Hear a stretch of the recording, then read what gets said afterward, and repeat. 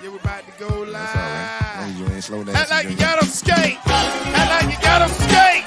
Act like you got them skate. Act like you got them skate. Act like you got them skate. Go live, I'm finna go live. Go live, I'm finna go live. Go live, I'm finna go live. Go live, I'm finna go live. Go live, I'm finna go live. Go live, I'm finna go live. What's up? What's up? What's up? Kane Nation, we back in the building with another great episode of Kane's Talk Live. Already got 167 people in the building. Go ahead and hit the like button, subscribe button. Let's make this thing rock and roll. Big shout out to the producer, Ellen, in the building. Ellen V in the building with a thumbs up, so I know everything looks good, sounds good, and we're going to make this thing happen. In the words of Fila, act like you got on some skates. You know we keep it live every Sunday at 6:30. So check us out in the offseason every Sunday at 6:30. Let me tell y'all something, man. Cormani McClain is trending. Let me tell y'all something, man. Coach Prime, listen, this dude throwing a monkey wrench in the recruiting game for the Miami Hurricanes and for a lot of other people, if you ask me. There's been a lot of speculation about, Cormani McClain. A lot going on about, this, that, and the other. A lot of things being said. And I definitely want to talk about it. Shad, yeah, that's right, baby. That's right, baby. Hoodie Hayes in the building, baby. You got the poor little Timmy hoodie on, man. Y'all cut it out. Let's go. We got the poor little Timmy hoodie on, man. It's cold here in Orlando. Let me tell you something, man. In the words of my man from what was that? Medicine Society? We're tropical people, my brother. Let me tell you something, man. It's freezing down here in the crib, man. Well, it's Orlando, so we don't necessarily call it the crib, but I call it the O. It's cold, man. Let me tell you something. I had to go pull out the poor little Timmy hoodie, man. Y'all go check it out. If you like to purchase some stuff, it's down there in the description as well. It should be right up underneath the video as well. Go copy you some poor little Timmy merch as well. If you don't know who that is, he's right back here too, man. We got a lot of poor little Timmys in the world. That comes from the WRE series we got going on.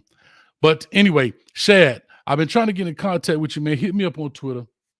DM me your number. I really wanted you to be a part of this show. And I like what you said. And go check out Shad. I was watching Shad's video yesterday, I believe it was.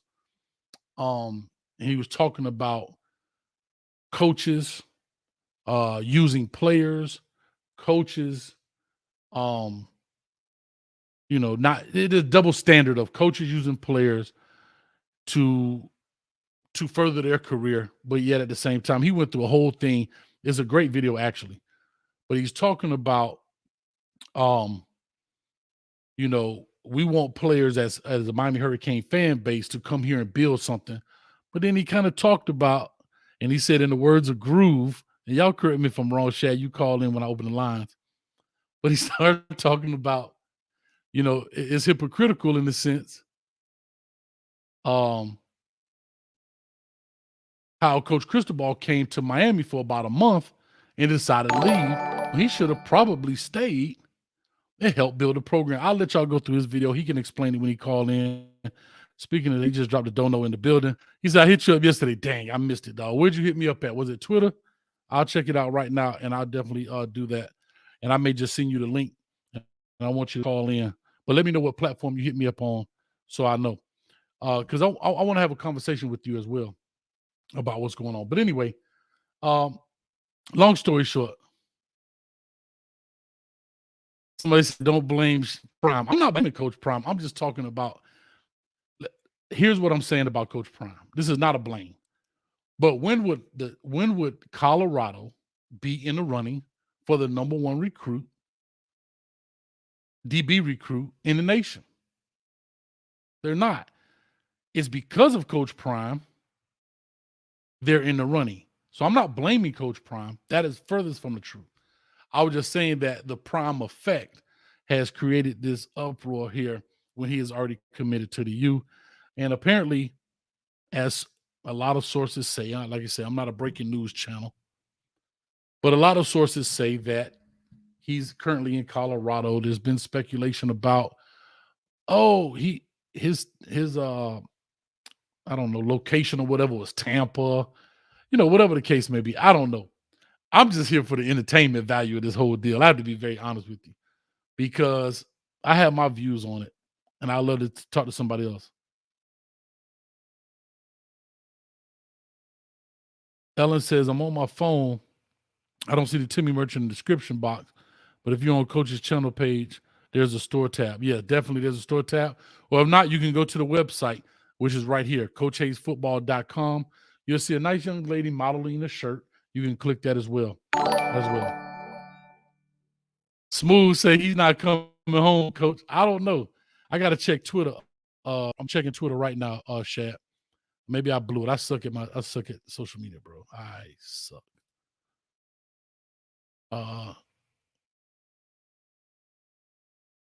Okay, you sure did, man. Wow. I got your number right here. Doggone it. I've been looking for you today, too. All right. I see it. Okay. I may send you the link if you want. I don't know if you can or cannot. I don't know what you're currently doing right now, but I may send you the link to come on in as we get into this deal and make it happen. But anyhow, so Cormani McClain, the number one cornerback in the country, I think he's the number 2 player overall or whatever the case may be, did not sign on early signing day to the University of Miami, which he was committed to. He made a statement at the All-American game that he would be committing on the 15th, which is today. He made that commitment. He made that statement that he was going to commit. I don't know if there's going to be a ceremony, any fanfare, or he's just going to post something.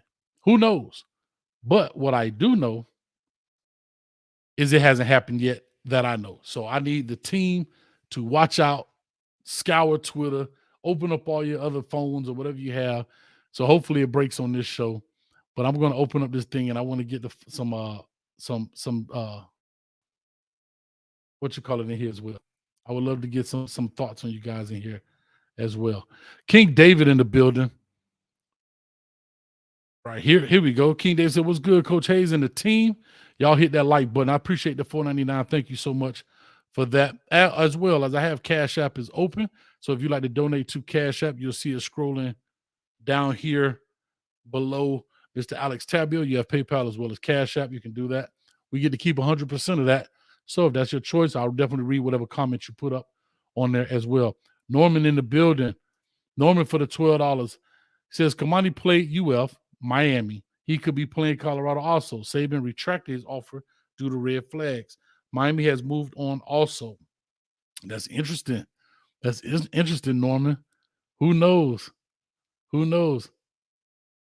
Who knows? These kids have all the power, dog. They have all the power. Oh, my God. These NILs, all this stuff is open. All right, Shad, I definitely see you. I'll get you to pop on here in a second.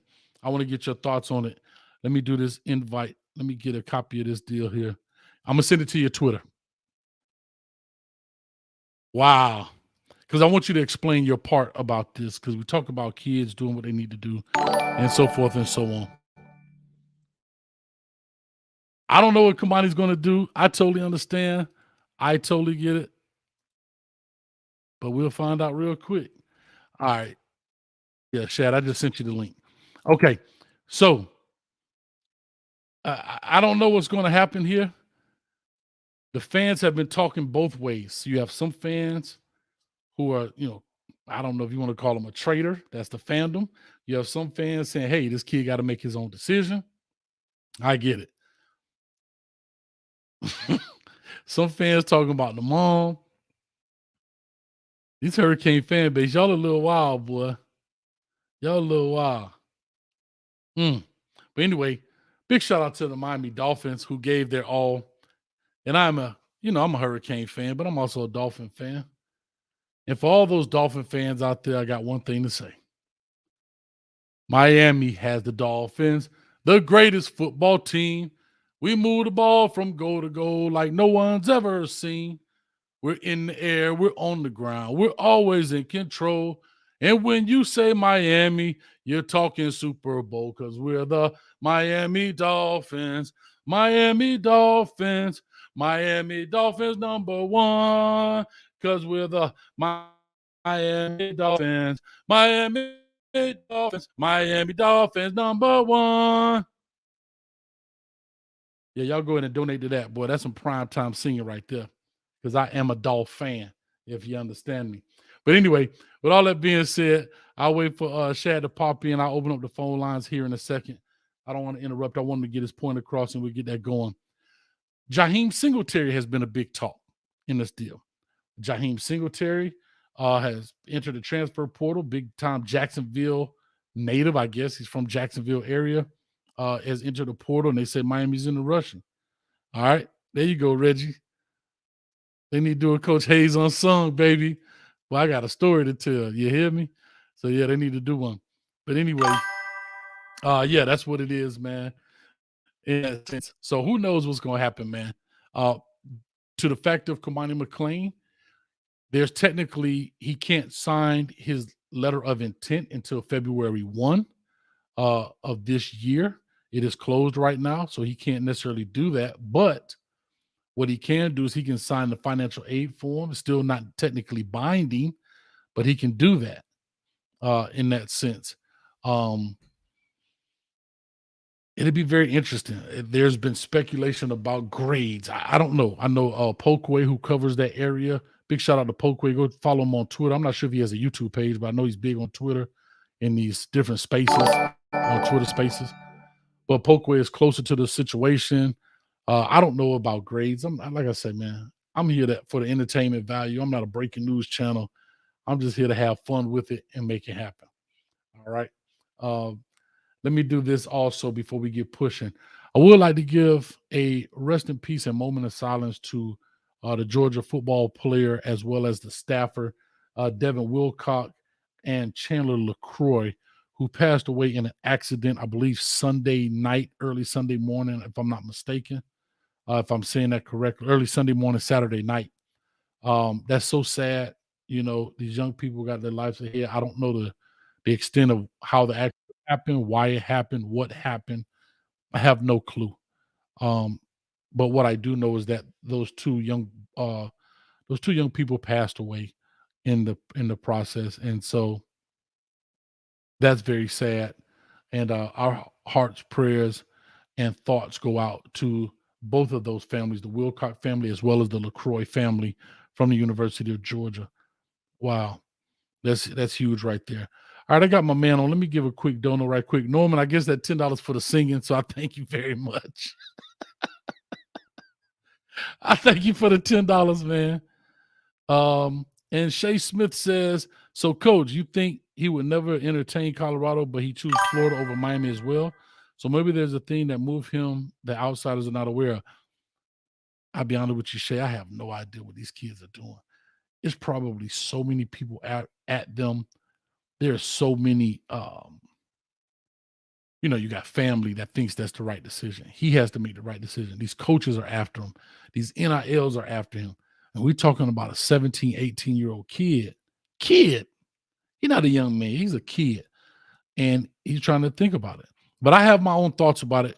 But I do want to bring Shad in right now in regards. I'm waiting for him to get ready. I do want to bring Shad in to talk about the video he did. And then I'll definitely open up the phone lines. We won't be long. But I really like his take on what he was saying. So let me go ahead and bring Shad on here.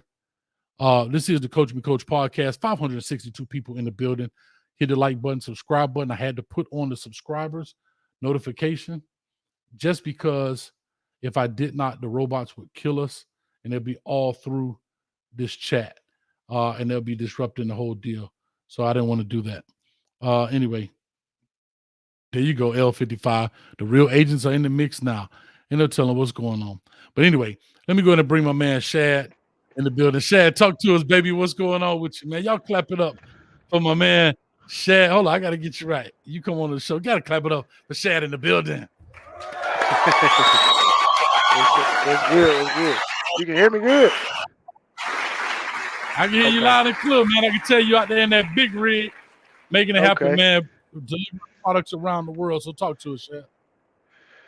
Yeah. I mean, like I said, everybody know me. You know, I'm on 247 board, same name. I didn't want to get into Cormani. I did not want to comment on the Cormani McClain situation until I saw people saying that Dion was teaching the kids to be selfish and low character. And so I just stopped and I thought about it. I said, we're talking about a man that got fired in December, hired in January, off the streets, stays on the job for a month, and leaves. Nobody had a problem with that. Nobody said that was Hold selfish. on. Nobody. Go back and explain who is that man because people are lost. Coach Cristobal. Okay. Coach Mario Cristobal. And I had people say, well, it's apples to oranges. I said, yeah, it is apples to oranges. Because this is a kid who should be entitled to make mistakes. But this is a grown man who signed a contract, nonetheless. Commander McClain has not signed a national letter of intent or anything like that. And so Mhm. that's the point that that's the only point that I wanted to make. It's just that don't say the man is displaying low character. Don't say that he's being selfish because the first thing that everybody said was, well, Mario Cristobal is going to work for Coach Saban so he can become a head coach again and understand how that works. But then, what was his very next job, Coach Hayes? He went to go work for Willie Taggart. Right. So, Didn't become a head coach. Right? True. so if you go work for Willie Taggart, so let's say Willie Taggart stayed there 3 or 4 years, you going back to help build Oregon. And so I just yesterday I looked at Coach Cristobal's recruiting, just his all-time recruits, and I said, man, if we could have just got a third of the guys with him and James Coley on the trail going into 2013, the season that we won 9 games, with him and Coley on the trail, if we could have got a third of the guys that went to Alabama, we wouldn't be having this discussion. And Coach Cristobal could have worked there for 3 or 4 years. And Al Golden, he wanted to go back to Penn State. So if Al Golden got the Penn State job, it would have looked a lot better. 9 wins in 2013, 10 wins in 2014 or 11 or whatever. You go interview for Penn State, and those are and that's the hey, Coach Cristobal, you got the job. So here's my questions, right? And I knew this was going to happen. So a lot of people say, "Oh, your argument is as Nonstop Kane says, your argument is horrible." So here's my question. I'm gonna speak. I'm gonna open up the phone lines. I want you guys to call in, talk to us. Shad, I don't know how much time you have. I know this is kind of off the whim. I apologize. I missed it. I just didn't see it in Twitter. Oh, I got time. I got time. Okay. So here's my question. So you're saying that people are ridiculing Cormani McClain because he doesn't want to quote unquote come build a program potentially at Miami. Follow me if I'm right or correct me if I'm wrong. But he may go to Colorado with Coach Prime. Is that what you're saying? No, my point is, if you're saying Mario Cristobal was going to go coach under Saban to get better at being a head coach, why are you ridiculing Kamani for going to go learn from the greatest defensive back that ever played? Well, the greatest cornerback that ever played. If that's what he wants to do. I'm not saying, about coming to build or anything. I'm just talking about I'm taking their logic and I'm putting it back to them. You said Mario left to go learn to be a great head coach under Nick Saban. So if Kamani wants to go learn under Deion Sanders, let him go learn. Don't say he's selfish and lack of character when we seen multiple head coaches lie to recruits' face talking about, hey, I'm going to be here. And then as soon as they sign the letter of intent, they walk out the door. So again, we're in a new dynamic right now. The player has so now, little now I power. completely have it. I completely have it. So now so what you're saying is that you can't have your cake and eat it too. Meaning we gave Mario a pass to say, hey, I came here under Al Golden. Right? You could say what you want to say about Al Golden, but of course we all know he's not Nick Saban. He comes to Miami, his alma mater, decides to leave to go learn under Nick Saban to potentially better his craft as being a good head coach. Right? Am I correct? Yeah. And Okay. as well as doing that, hurting Miami because you helped take South Florida talent away from Miami and took it to Bama. But I don't want to have, Right. we're not So, having that discussion. but I'm But gonna say, I want to break this down. I want to deconstruct this whole deal. So now, right to your point. So now, when you go to Alabama, what do? You work for quote unquote the enemy. You go get the top players because of your Florida ties and your South Florida ties. You go take which was been killing the University of Miami for years, and what he is probably currently battling now, the infiltration of these outside state universities. He was a part of that destruction, right? Am I right? Is that what you're saying? exactly, you Okay. took And so part in now you're this. saying, now you're saying, how can you hold Cormani McClain accountable because he doesn't pick necessarily your team? But if you peel back the layers of this onion and say, listen, he's not going over there. He's going to arguably the best person who actually even played his position, i.e. a Travis Hunter, Cormani McClain, to learn from the best. Championships may not be his ultimate goal. Conference championships may not be his ultimate goal. Learning and getting that tutelage from him may be his ultimate goal, because being a first round pick may be his ultimate goal. Exactly. And Mario Cristobal ultimate goal was to build his resume to come back to the University of Miami. And he did that by learning under Coach Saban, going to go do what he did at Oregon, and come back to the University of Miami. And we happy about it. I got you. Now here it is. Nobody's mad at Cormani for going to Colorado. It is the way he's handling it. Would you agree or disagree? What? What? I'm just again, Coach. Oh, I'm sorry, Ms. Wilcox. How you get on this line? Hold on, Ms. Wilcox. Are you asking me or him? Because I'm ready on this one. I know. I didn't know you were on here, so I'm gonna talk to Shad for a little bit. So you got to hold just for a little bit, Ms. Wilcox. I got some special. No problem. I got all night. Yes, ma'am. So I'm gonna talk to Shad just for a little bit. Then you'll be the very first call of the night. Okay? No sweat. Yes, ma'am. I didn't even know she was on the line. That is truly the Oracle. She makes things happen. I didn't know I answered the phone. I just heard a voice. I was like, "Is that you, Ms. Wilcox?" But anyway, go ahead. Go ahead, Shad.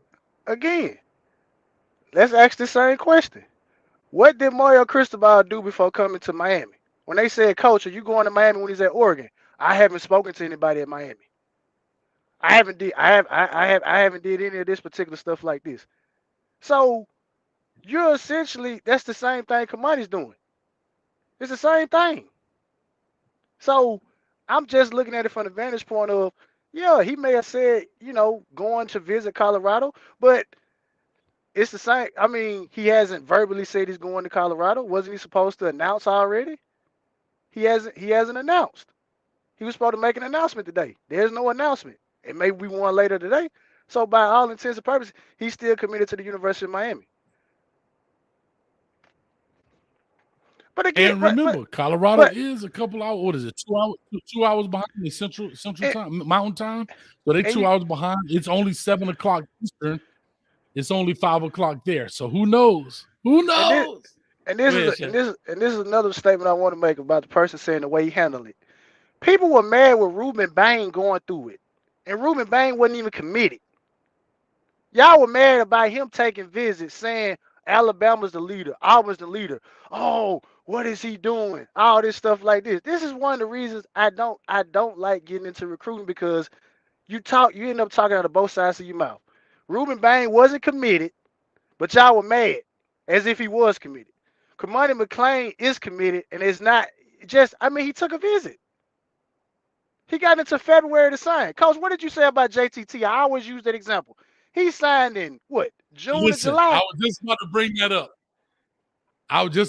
that up. So JTT, which is the defensive lineman, number 44 for Ohio State, didn't sign until the last day, or maybe the day before the last day you can actually sign his deal. And I didn't see that many people making that big a fuss about it. And what he did strategically on his part was he had 5 financial aid agreements signed. So which actually kind of puts the university on the hook for him, but he doesn't have anything binding. So he used his leverage. And here's the deal. I have to be honest. There's nothing he can sign until February 1 anyway, which is the start, not the ending, but the start. Is it that people are not happy because he didn't decommit from Miami and going on these visits? Like, I don't know. I don't know how to say that. I don't know how to I don't know how to view that in that sense, Shad. You understand what I'm saying? I'm just amazed at the stuff that I hear. Like right here, Maurice Coleman says, can he signs already? Oh my God. Well, listen, Maurice, I understand we are fans. We want what we want. You know, we want Beyonce to come sing that song the same way she sang All Single Ladies the first time she ever sang it. And I totally get it. But here's what I want to say. This is this young man's future at the end of the day. He's got to make the decision that is best for him. Now, you may not like the way he's handling it, but you have to remember he's 17. Is he really handling it? Or is it the people around him?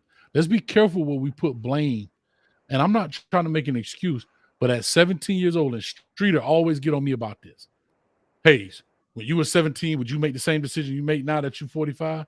And I have to always say, no, you're right, bro. And I've made that same argument, Shad, that if you are 17, 18 years old, making the same decisions at 45, there's two things that can only happen. Either one, you're well beyond your years, or two, you're a complete idiot. That's just because there's nowhere in the world at 45 she may be making the same. I would be making the same decision I make at 17, unless I'm just, well beyond my years at 17 years old. And again, you don't know who's managing this. You don't know who's talking to him. You don't know exactly what's going on. We just picking on the guy because it is his name, but he's 17, bro. He's 17, 18 years old in high school, in that sense. I know Ms. Wilcox is on the line. So, Shad, I'll let you say, not your last piece, but this piece before I bring her on. Is there anything else that you like to bring up in regards before I bring this up? She ready for. It's just like you just said. Everybody said that Cormani, he's not the media type. So I'm sure this bombardment of things that's going on to him right now is not making it worse. And if you're not media trained, the little interview that he did at the Under Armour All-American game, I'm sure he may have thought that, well, ain't nobody gonna pick that up. But man, you top 5 player in the entire country, and people want to know why you didn't sign. You've kind of gone rogue in many particular aspects. But again, you're 17, you're gonna make mistakes, so it is what it is. All right. So with that being said, I don't think it is what it is. Well, hold on, Ms. Wilcox. I'm gonna let you. Hold on, Ms. Wilcox. Ms. Wilcox. Hold on. Hold on. No, I'm gonna let you do it. No, because I got some. Ms. Wilcox. His mom is making that decision. She told you all. She's making that decision. Back it up. His mama is making his decision, and we got to respect that right now because he would have been signed on his own. So I'll back up and I'll let you talk. Yes, ma'am. So, Ms. Wilcox, this is simply for you. I don't know if you can see this is a little delay. I tell you, I had something special for you. You are special to me, Ms. Wilcox. I really appreciate you. You give it to us raw. You give everybody. So I made something special for you, and every time you come on, we must respect the order. Let's get the obvious stuff out of the way. We're all here to do what we're all here to do. Because you didn't come here to make the choice. You've already made it. You're here to try to understand why you made it. I thought you'd have figured that out by now. Now, Ms. Wilcox, your floor is yours. Mm-hmm. Yes, ma'am. Okay, number one. Mario held a choice. He was fired by Donna. The FBI stepped in, and Alabama went to get Nick Sabian because he couldn't handle grown men. Let's get that straight. I got to clear the air where you can't see the air is. Okay? So he didn't have a job. So Nick decided he didn't have any coaches. He told Alabama to wait because he can't come out like that.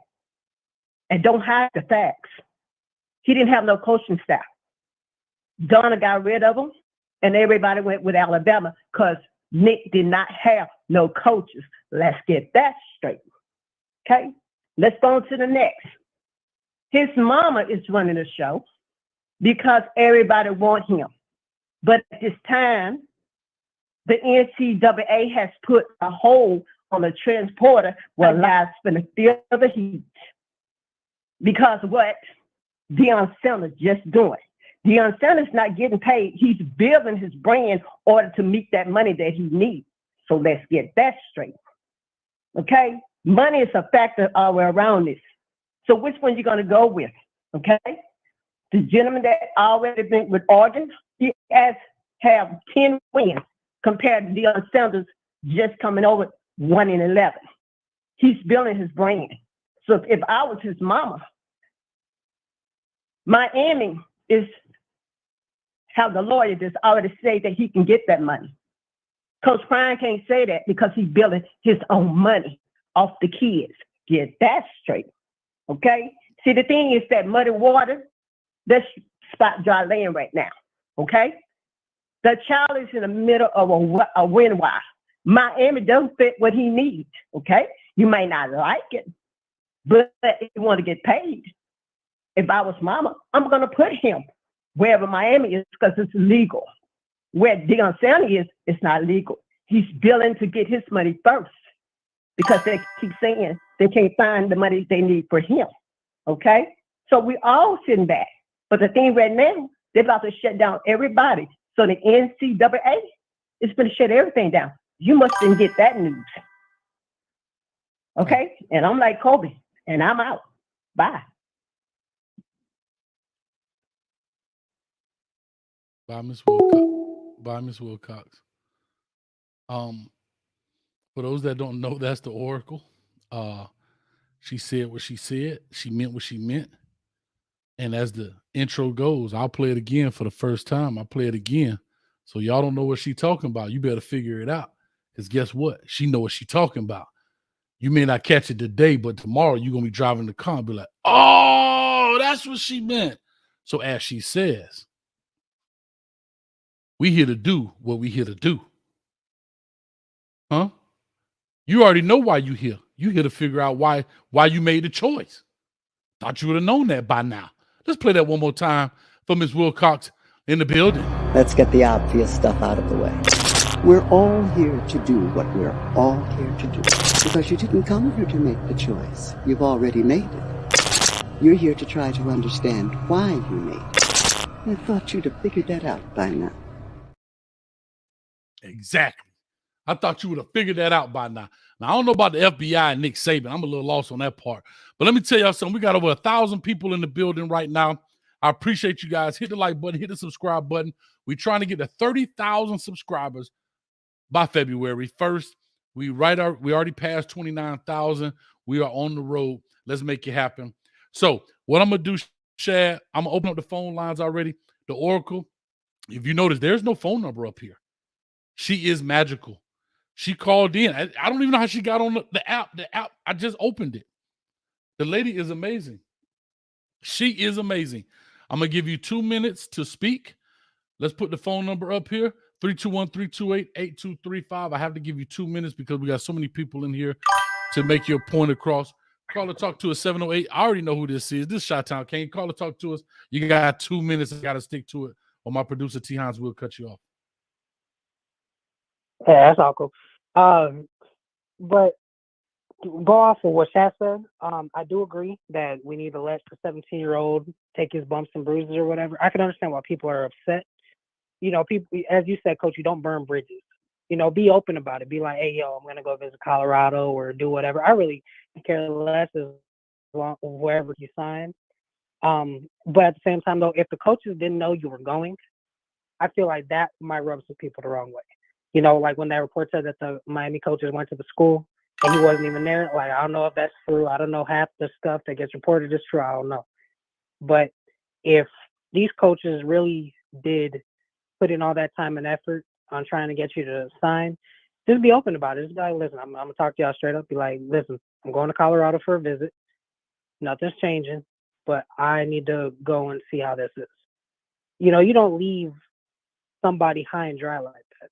You know, like, and I get it. Sometimes you just want to handle stuff in private, but if it's just a relationship factor, because who knows who your position coach might be sometime down the line, or somebody you might have disrespected from when you were a recruit.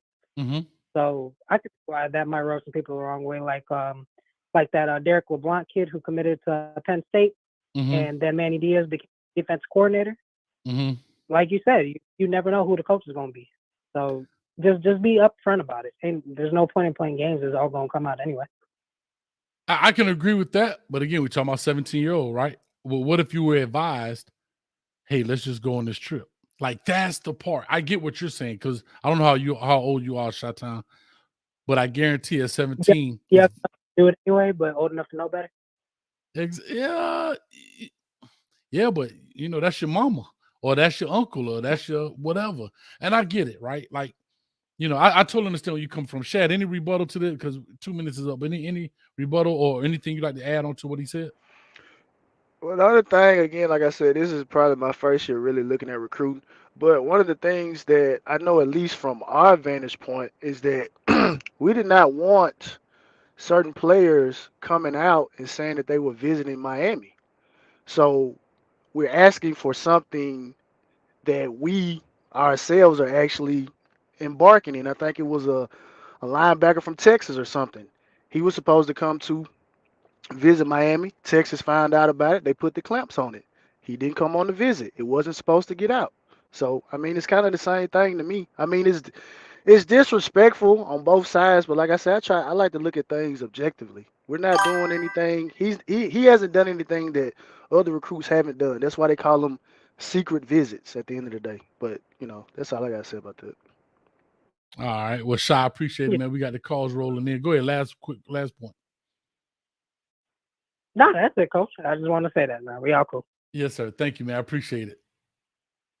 Yep. Go Canes, man. All right, buddy. Go Canes. All right. That's interesting, man. A lot of people, but again, right, this is a lot of speculation. Oh, the mama can handle this better, or you could do this better, or you could do that better. And again, I don't know what's what, man. I have no idea how. I don't know what's happening, bro. I don't know what's going on. I'm here for the entertainment value. But why can't we just let the kid do what he does and see where he goes? What's going on? Instead of I'm here for the entertainment. Caller, do me a favor, cut your background down just a little bit. So my thing is, I'm not here for that. All right, I cut it. I appreciate you. Hold on. So I'm not. What I'm saying is, I'm not understanding. He didn't say he was out from Miami, but don't you think this kind of stuff can sway a kid to go another place? If we just ridicule him, ridicule his mama, and all of this kind of stuff? Like, this is a one-in-a-lifetime chance, right? When you go buy a car, you don't just go to this lot. You may go check out Mercedes, a BMW, Infiniti, Audi to see what you like. You may have your mind set on Mercedes, but dang, Audi just came out with this new car. Let me go check it out. That's how I look at it in my eyes. 985, we got over 1,000 people in the building. Big time show right here. I would love to call and hear what people got going on, what they say. Blow the phone lines up, hit the subscribe button, hit the notification bell. We need 30,000 by February 1. 985 area code. Caller, talk to us. Give us your name, where you're calling from, and what's your thoughts on this topic.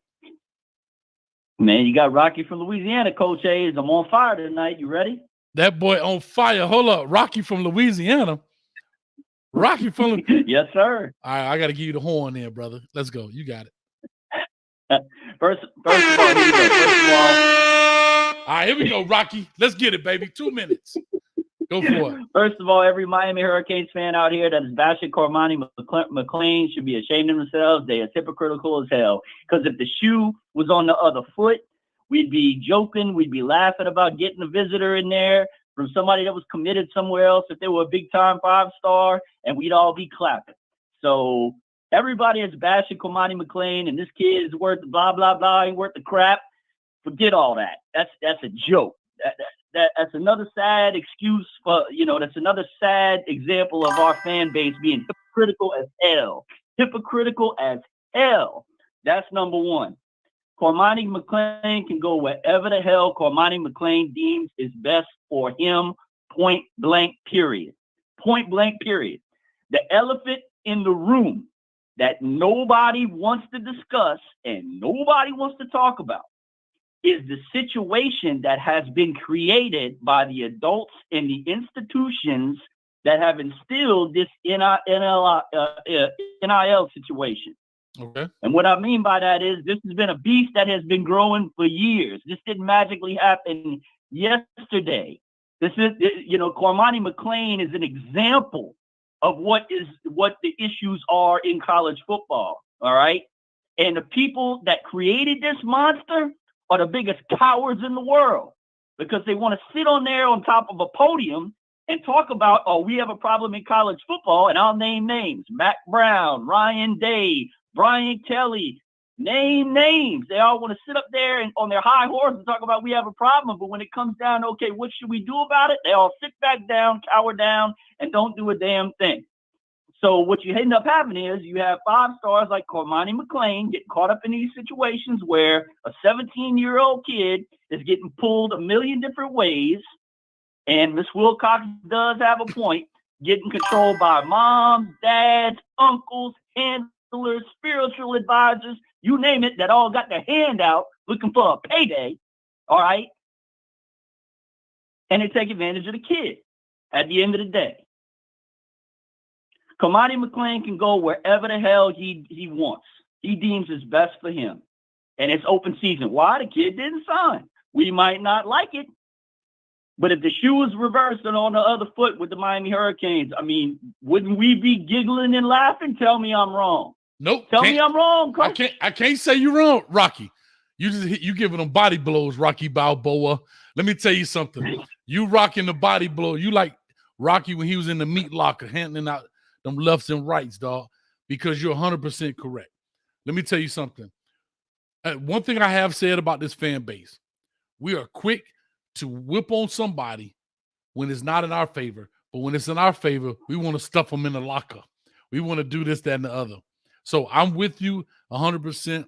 I kept my comments kind of in the background, I guess, in essence, because I don't want to necessarily say my piece just yet. I want to hear from the people and say what they got to say. But no, you're 100% right. Shad, real quick, any thoughts before Rocky has to go? Hold on, Rob. I'm going to let Shad answer. Go ahead, Shad. Yeah, I agree. All the Mario stuff and Billy in the locker and all that stuff like that, and Saban and Kirby are shaking, scared. We getting guys to come. Yeah, when the shoe is on the other foot, we don't like it. So I agree 100% with Rocky. All right, Rocky, last piece and you out, baby. Go ahead, talk to us. Hey, look. This is 21st century recruiting, whether you like it or not. When we recruiting with the big boys. So when Cormani McClain comes back, you know who needs to be at his front door in Lakeland? Mario Cristobal. They need to go back again. It ain't over yet. Ain't nobody signed nothing yet. Who cares if he signs a financial aid agreement? He can do that with 30 schools. It ain't over till February 1st. Last point. Deion Prime Slime Sanders. No matter what happens with Cormani McClain, he's garbage. Can't stand Deion. He's a Seminole that goes back to the rivalry days. He's going it in gold. Deion is for Deion. You don't care about them kids. And last point, Coach. Last time I checked, Deion Sanders lost his last game at Jackson State. Lost the game. He gonna fall flat on his face in Colorado. I'll holler at you, Coach. No. Whoa, Rocky. Whoa. I can't let you go like that, Rocky. Are you still there, Rocky? I'm still here. All right, Rocky, I got a question. And I understand where y'all coming from. Prime Slime Sanders. I get it. I understand he played for Florida State. If Deion Sanders comes to the University of Miami, are you still a Miami Hurricane fan? If Deion Sanders come to the University of Miami, am I still a Miami Hurricanes fan? Hold on. 5 years from now. Hold on. Wait a minute, right? 5 years from now, Mario Cristobal, let's just say, Mario Cristobal wins the championship, gets an NFL job. Hey, I came, I saw, I conquered. I'm moving on to bigger and better things. Deion gets the job. Are you still a Miami Hurricane fan, even though he's a Florida State grad? It would be very, very tough. I have never liked Deion. Look, I'm 42. I'm kind of mid-range. I've never liked that guy. I think he's a flash in the pan. Look, I'm gonna tell you what it is about Deion. In an era, hear me out. In an era when football was football and the sport was a little bit rougher than it is now, Deion Sanders as a player was one of the softest players out there. Now I see him on YouTube talking about being hard and all this crap. Man, Deion turf-toed for 5 years or whatever the hell. Man, Deion was soft back in the days when football was football. I think he's a joke. He's a flash in the pan. Deion's about Deion. He's selfish. This ain't got nothing to do with recruiting college. This is just about Deion. I can't stand him, man. Can't stand him. I think he's a fraud. That's just me. So All right, there you go. And if he came to the University of Miami, that would be, man, look. Coach, talk about, look, I'd probably cry like a baby if that happened. But I can't stand the dude. That's it. You know what else can't stand him? I'm in Louisiana, Coach. Go talk to Eddie Robinson Jr. about Deion Sanders, but I'll leave that alone. Rocky, you don't like him either. I appreciate it, man. Hey, guess what, dog? When you're at the top of the mountain, there's little real estate up there. Everybody want to be there. But we'll talk, Rocky. I appreciate you, baby. Thank you, man. All right, Coach. Thanks. Appreciate you, baby. All right, man. We're a little bit past 2 minutes, but you got 2 minutes to call in. Still 1,200 people in the building right now. Hit the like button, subscribe button, man. We talking. I got my man Shad in the building right here.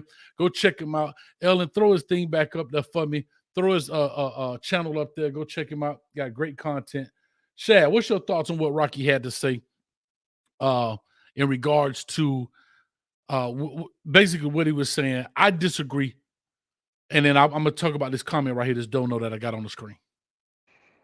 I mean, I agree with the first part. Now the second half of it is one of them situations, man. I mean, I know people talk about where he had 4 and 5 star players and they should have did all this and stuff like this, but I'm not gonna hold it over his head that they lost the Celebration Bowl, 2 years in a row. Who's to say what would have happened 3rd year, 4th year, 5th year? I mean, it is what it is. But I don't know. I mean, I think he'll do, well, at Colorado, at least.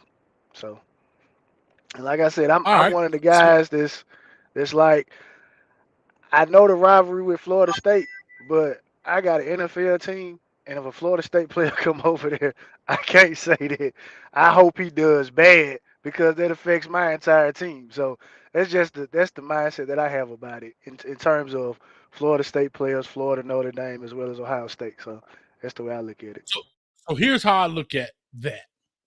Being an HBCU alum, my beloved Hampton University, as you see over there. Here's how I look at that. Because he lost a big game at the end, that goes to show you that coaching is real in the HBCU.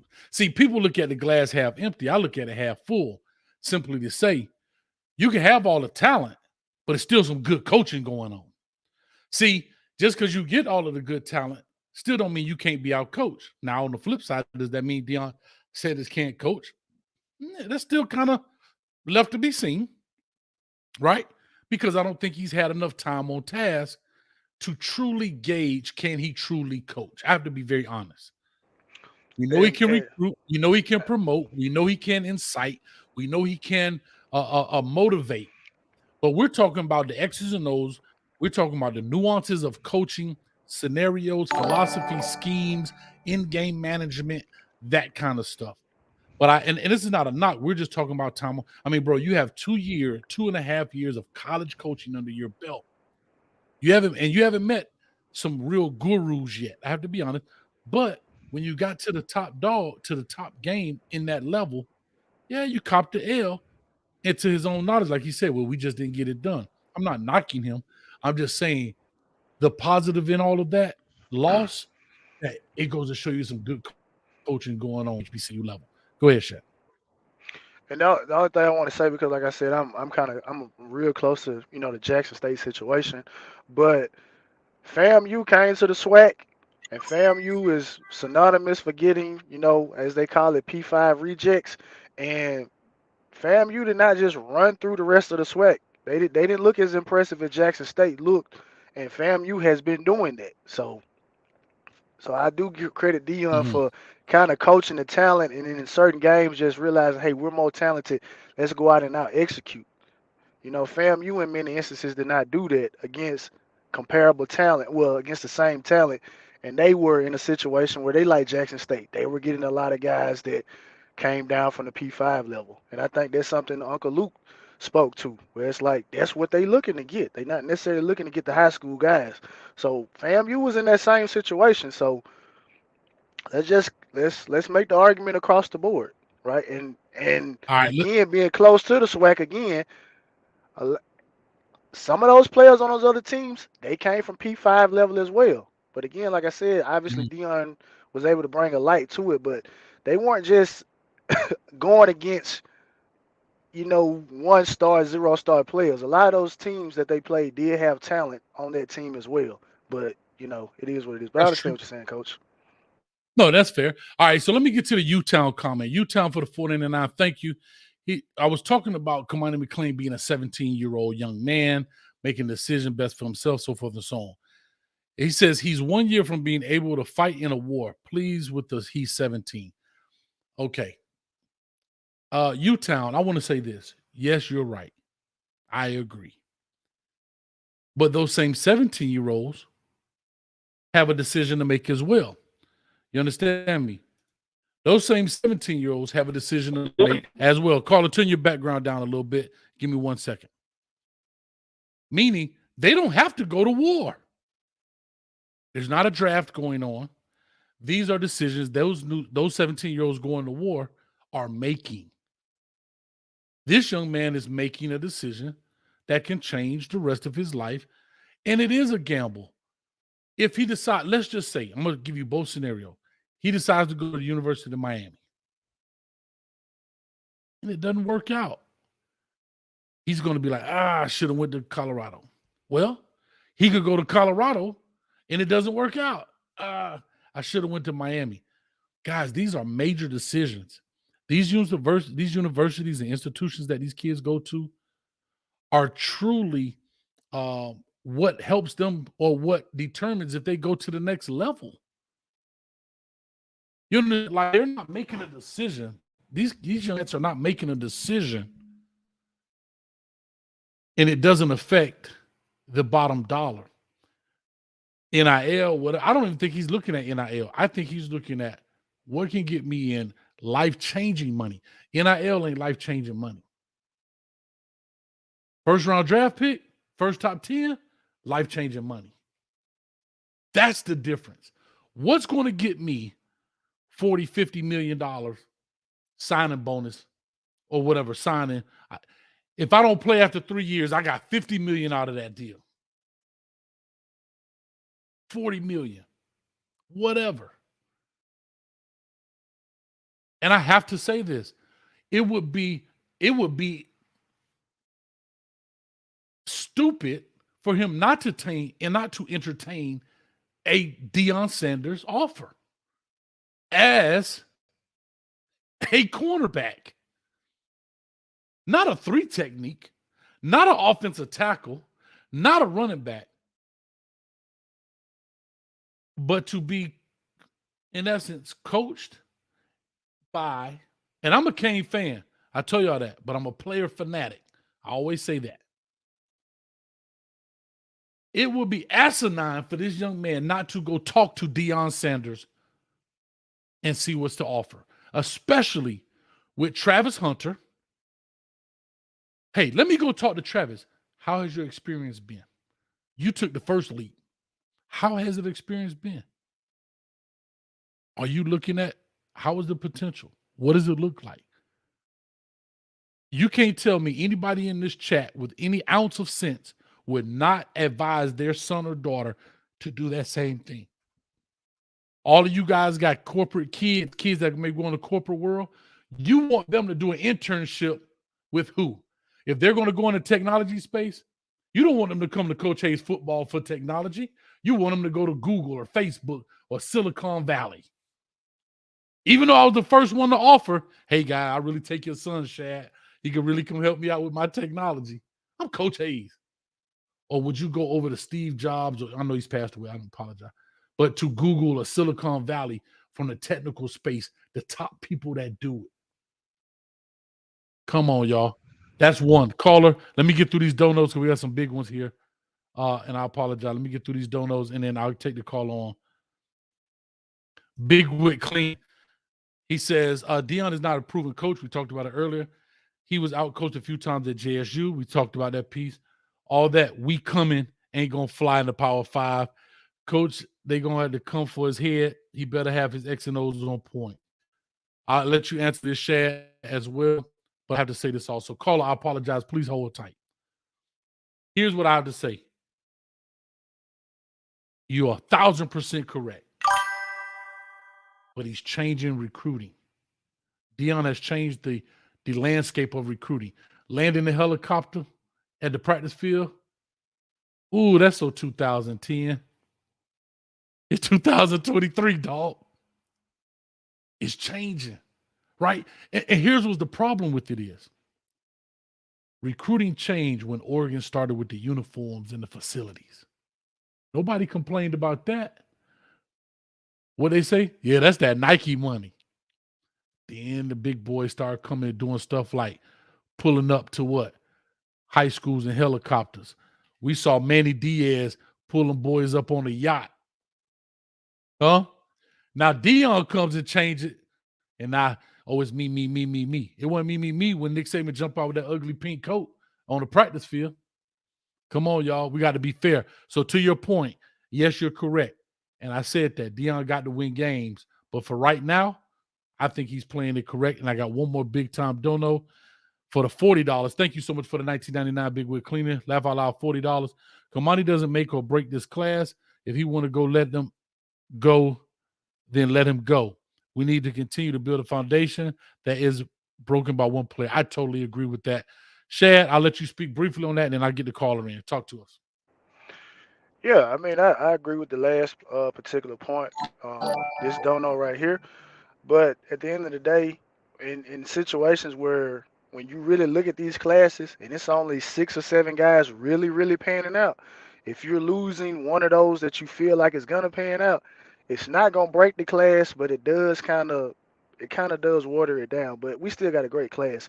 And as far as the first thing, um, I look at it like this. Yeah, he was our coach at Jackson State, but that's Jackson State. So those are things you can learn from. It's kind of like what many of us said about Manny Diaz. We wish that you would have went to Temple, bump your head, and then come back to Miami if the opportunity was available. So Deion has gone to Jackson State, bumped his head, and now he maybe can take those things to Colorado. He went and got a different offensive coordinator. He went and got Charles Kelly. So it's not about how well he can coach. It's about how well he can evaluate the assistants that he put in position. And Charles Kelly is he's a good defensive coordinator. The offensive coordinator they have, I don't really know much about him, but it seems like he has a good staff on hand. So that's another thing. He only has so much money that he could distribute out at Jackson State. So he has a bigger budget at Colorado. So maybe some of those coaching deficiencies that we saw at Jackson State, maybe some of those get covered up because you got better guys that can do the job. I totally agree. And last one before I get the caller on. Sadon Long, $2. I don't even know if I should be saying that without a pause. Hold on. Sadon Long. Maybe that's a name. I'm going to let that ride.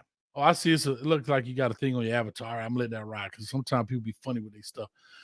Kamani's job is to get the best deal, not please the fans. I totally agree with that in that sense. Caller, you have been beyond patient. Thank you so much. I hope to God you got some real stuff to say because you've been real patient.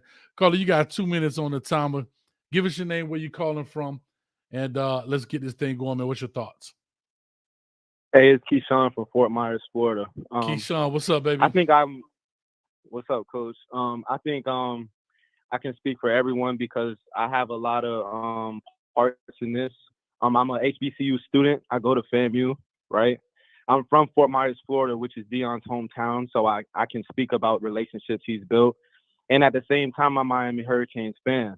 So as a FAMU student, like I said, HBCUs, we don't have a lot of attention. You know, even Ed Reed was just on live talking about, the stuff that goes on at Bethune. So a lot of people are, excuse my language, shitting on Deion for leaving, but they don't see the positives that he brought to HBCUs and Jackson State, right? And this is my problem with Rocky, right? this is exactly how the Miami Hurricane fan base is. He was saying a lot of pinpoint things that was 100% right, and then he just starts talking nonsense.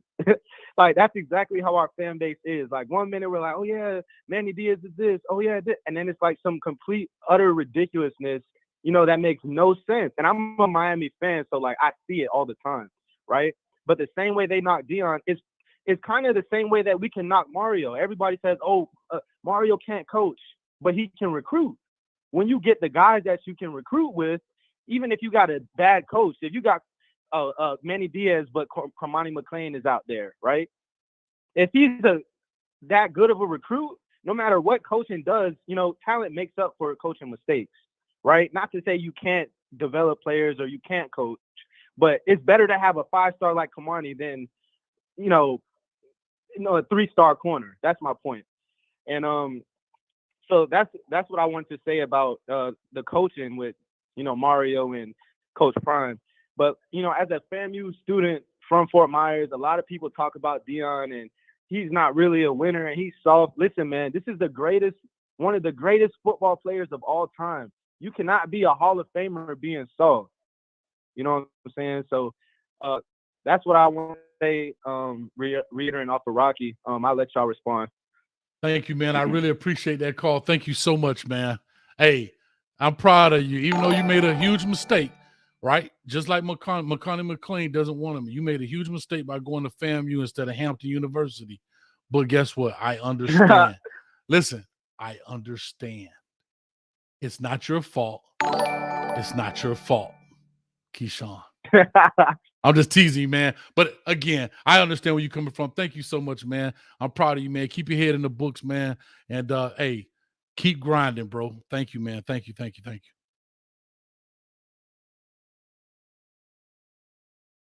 guess he hung up. Anyway, real quick, I want to say this. Shad, anything you like to respond to that? No, I was just kind of looking at the comments and somebody was saying something about FAMU, but FAMU's been in the SWAC for 2 years, so I wasn't just talking about what FAMU did this particular year. I understand the academic situation and the players being suspended against North Carolina and Jackson State, but they weren't suspended last year. And obviously the game was closer, but throughout the entirety of the season, FAMU was not just gapping people last year. So I just wanted to say that. I understood the academic situation this particular year, but last year it wasn't an academic situation. No, you're 100% correct, man. Real quick, Q-Dog, excuse me, $5. X and O's don't win championships. Talents with X and O's does. Look at TCU in Georgia. Coach Dykes can coach. Talent makes up for a lot. Coaching plus zero talent equals a loss. Okay, big deal. And Hands in the Dirt, 199. Thank you, man. He says, wow, Miami, they hate bad look. Go Dogs. I guess you're a big dog fan. And again, shout out to the family from the Georgia Bulldogs that lost those loved ones, man. Really hate to see that. Let me do this real quick before I take another caller. Got to give a big shout out to our sponsor tonight, Mr. Alex Tabio. Do me a favor, Shad, if you point straight down right there by his thing. Anything doing with home financing, make sure you go ahead and check it. It's a little hard to do backwards, ain't it? But hey, anything you got to do with home financing, make sure you check out Alex Tabio tonight. He's certified in the entire state of Florida. If you're a first hometown buyer, VA loan, FHA loan, whatever the case may be, give him a phone call. Big Miami Hurricane fan or a fan just in general. Tell him Coach Hayes sent you, and he's got a great program. 100% financing right now, right? All you got to do is bring in closing costs. Holler at him. It's worth a free phone call. Here's the best thing. I know everybody talking about, interest rates, wow. I totally get it. But why not get your affairs in order, get your stuff in order, so when things happen or a great deal happens to come by, you prepared to rock and roll. Why not do it? It's free, right? Just like the subscribe button I'm giving out. Last year, Shad, do you know I was charging for subscribe buttons? Did you know that, Shad? No, I didn't know that. Yeah. I'm saying, you know how much I charge? How much? I charge $0.00. This year, I'm giving them out free. This year, I'm giving them out free. All I got to do is hit the button, and it's done data. You understand me? All right, so here we go. The phone lines calling in nonstop. Kane said, Coach, your lines be jammed up like a mud. Man, when there's 1,000 people in the building, hey, that means we growing, baby. Let's get to 30,000. Think about this. If 1,000 people in here right now, I guarantee 500 are not subscribed, Shad. If 500 people subscribe right now, hit the button free. We halfway to our mark. And guess what? We still got ways to go. We got a new call on the line, 214 area code caller. Talk to us. Give us your name, where you're calling from. And you mad to cut that Bluetooth off, man, because you're picking up all type of road noise. Hello, can you hear me? I can hear you. Talk to us, man. What's your thoughts on Cormani McClain, the fight between Mario Cristobal and Coach Prime? I was just calling to say, man, I feel like Prime, when I heard somebody call in talking about, Prime just care about himself and me, and all that, I don't believe that, because in that case, he wouldn't have brought up Dancy from Mississippi Valley up to Colorado with him. He wouldn't have had, is Johnny Keys to sell out? He wouldn't have never had, brought them coaches from Jackson State with him, them players. If he would have brought them players from Jackson State with him, who's to say them players have, Tim Craig, them players have the opportunity to be first round, second round draft picks now. They probably have been 2-3 day draft picks if they would have continued on at Jackson State, no matter how good they would have played or how many championships they would have played. He brought what the cheerleader coach from Jackson State with him and everything. This dude, I can't count on my hand how many I didn't know that. opportunities I didn't know, people. Bro. I didn't know he brought a cheerleader coach with him too. Oh yeah, Lord. I didn't know that. He took the cheerleader coach went with him up there to Colorado. He giving opportunities left and right. What was that coach he also hired from after a high school coach he hired from Florida? One of his best friends he brought with him. That's opportunity. Oh, Coach That's Chaney. Connection. So Coach Chaney was a high school coach down at Lehigh, if that's who you're talking about. Did a great job out there in Florida. Yeah, he's actually the head coach for Richard Young, if I'm not mistaken. Right. So how can he be about me? He giving black men opportunity left and right. People didn't know about Johnny T's that outside of Mississippi, the southern area. Now look at he almost nationally known now, man. Come on. Look at the revenue. They talking about he can go to what was the last first round draft pick cornerback coming out of Miami? You can't tell me it. Colorado doesn't have one, but with Prime there, they will have two if Camardi goes there. He'll have more media coverage, more all eyes. He possibility to be in a documentary, all that stuff, man. He's gonna go to the NFL. He's gonna be developed. He's gonna go against top-notch talent. The kid got the opportunity to match up against Jerry Rice's son at USC this year. Come on, man. He got all the. You can't tell me that Miami has more money than Colorado. They ain't about the NIL deals. It's the opportunity and the doors that Prime is going to open up for these kids. Uncle Luke told them Florida universities, y'all had y'all chance. Y'all should have been hired, like I said on that 24/7 the 247 interview. Y'all should have hired some of them black coaches up out of the Florida community. They know where the body. What he kept on saying, they know where the body is buried. They the keys in the gate. Why you think the Florida schools can't get them top picks and can't keep them? They going to Alabama and all these other schools. They should have hired them black guys and them black coaches and recruiters up in them areas. That's why you think Why you think Deion brought Uncle Luke up there? That's a connection. That's a pipeline. That high school coach. Florida universities are failing Florida. They should have been bringing them guys in and giving them guys opportunities to be position coaches or something. Them kids know them. Them guys know them kids since they was little bitty. I love it, man. Well, appreciate it, man. It's been 2 minutes. Thank you so much. Hey, you brought a lot of knowledge in there. Some people agree. Some people disagree in the chat. You're more than welcome to jump in, man. But thank you so much for calling in, man. I really appreciate you, brother. Thank you, man. You too now. Hey, real quick, we got another call in. Shad, one thing about it, we don't get to talk. They do all the talking up in here because we don't have no chance. Carla, you got to cut your background down just a little bit so we get a lot of feedback. All right, caller. Hello? We got a 757 area code. Caller, talk to us. Give us your name, where you calling from. I know there's a Virginia area. Tidewater. Talk to us. Yeah, Yeah, what's up, man? This AJ, man, from Newport News, man. Hey, bad Newport News, news. Virginia. Bad news, baby. Yes, sir. Talk to man, me. I just wanted to give my opinion, man, just about Cormani McClain, man. I just feel like, man, the best decision for him is where he feel comfortable, or for his family, or for his future, his opportunity, and I mean, just you know, man, he got a lot of pressure on him. I just feel like a lot of people put a lot of pressure on these young high school boys. I got two of them now. You know what I mean? They play for Warwick High School out here. Ward, So, yes. you know, we did good this year. We went all the way. Dinwiddie beat us. We went all the way to semifinals.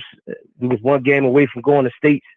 And I got two boys. They being recruited too. So I just want to know.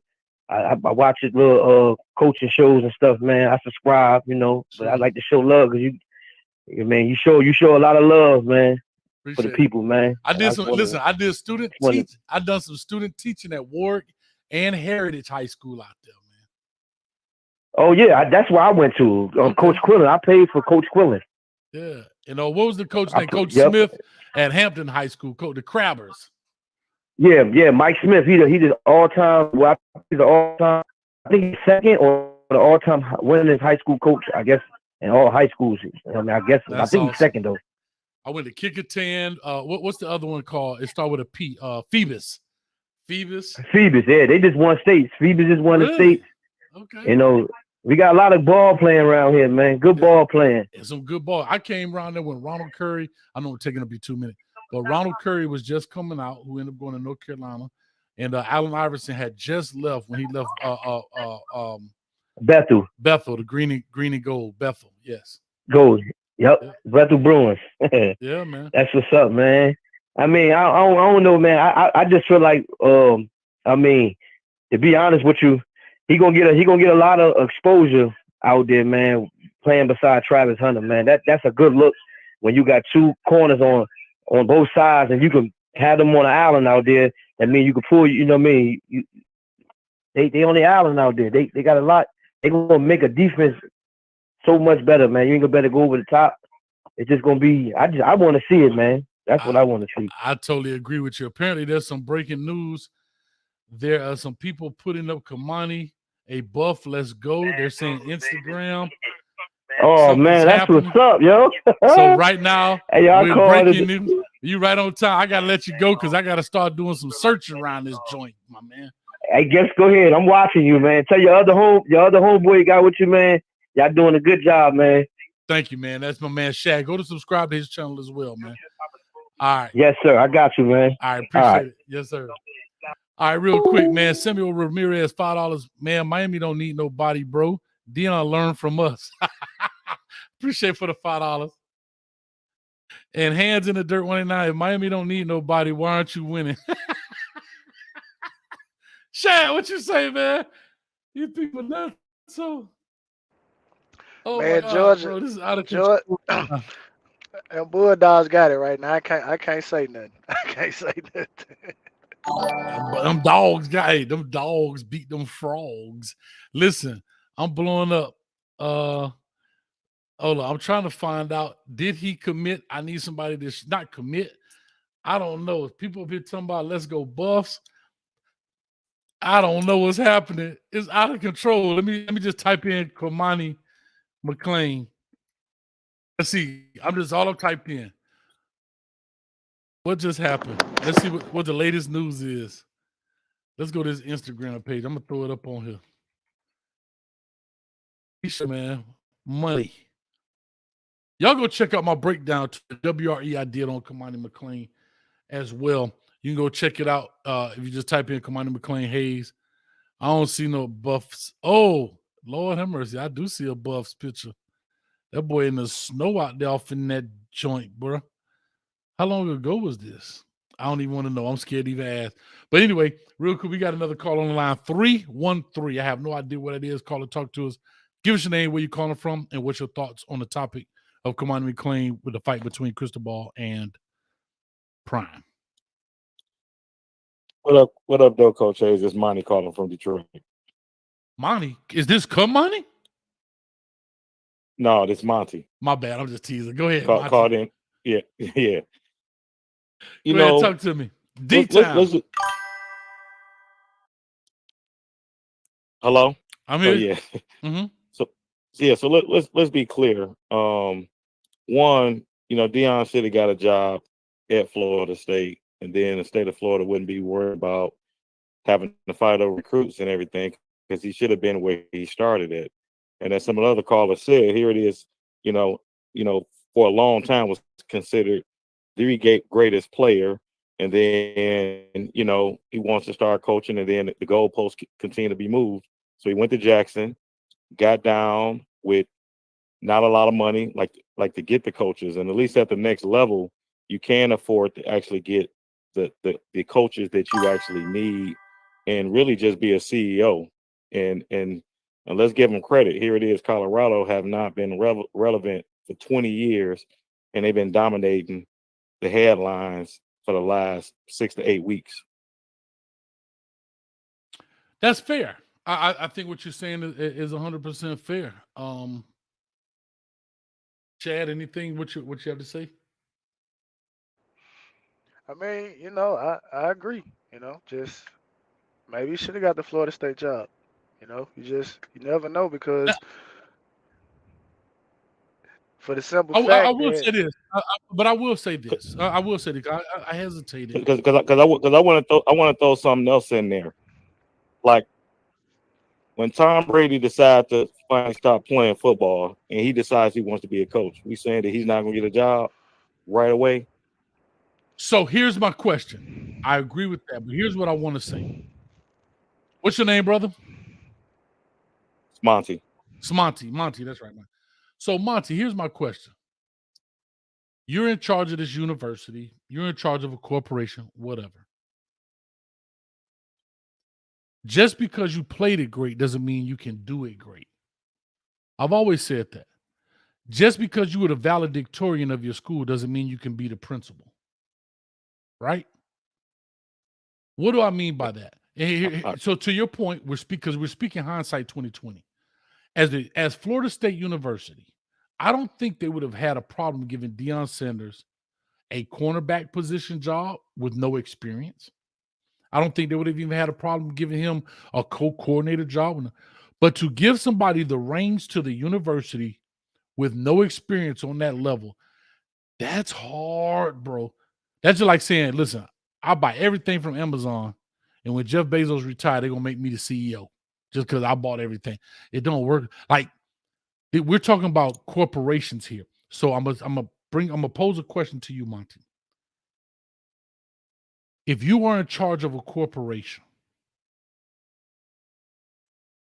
would you put it in the hands of somebody who has never run it? They have no experience in running a corporation? So no one with no experience, no, I wouldn't do that. But when we say no experience, we're talking about, when you coaching, just like you've been a great coach. I've looked up your information. You've had years of coaching. If you want to go to the next level, then all of a sudden, when it comes down to black men in coaching, because we have this problem still in the NFL. It's only so many of us brothers out here. The goalposts keep being moved. So he went to a Jackson State where all the odds were stacked against him, money, facilities, and everything, and dominated the last 2.5 years in the headlines. So now you take a program that has money. I mean, I'm looking like how Colorado got $160 million facility and they only won one game, and then he gets there and they bet the house, and it's paying off because here it is. Wait. I'm gonna stop you. I apologize. I'm stopping you because now Colorado has at least a body of work to look at in Jackson State. You're talking about when he should have been at Florida State. That's what I'm bringing up. When he had the opportunity to go to Florida State, he had no body of work. He had high school under his belt. I'm slipping in mind. What's the white boy QB who just went from high school and he just went into a college program? Who? And he was just at high school too. You may be talking about Jeff Saturday, who went to Indiana at Colts. But I don't know No, another. not Saturday. It was another. He was a QB. It's slipping my mind right now. But he just got a job and he went straight from high school. Is he talking about Trent? Went Is it Trent into Dilfer? he went into he didn't have to go down to Trent Dilfer. Trent Dilfer? was it Trent Dilfer. To what school? What school is he at? I don't Trent know. Dilfer. What school? He went to UAB. I think it's in the chat.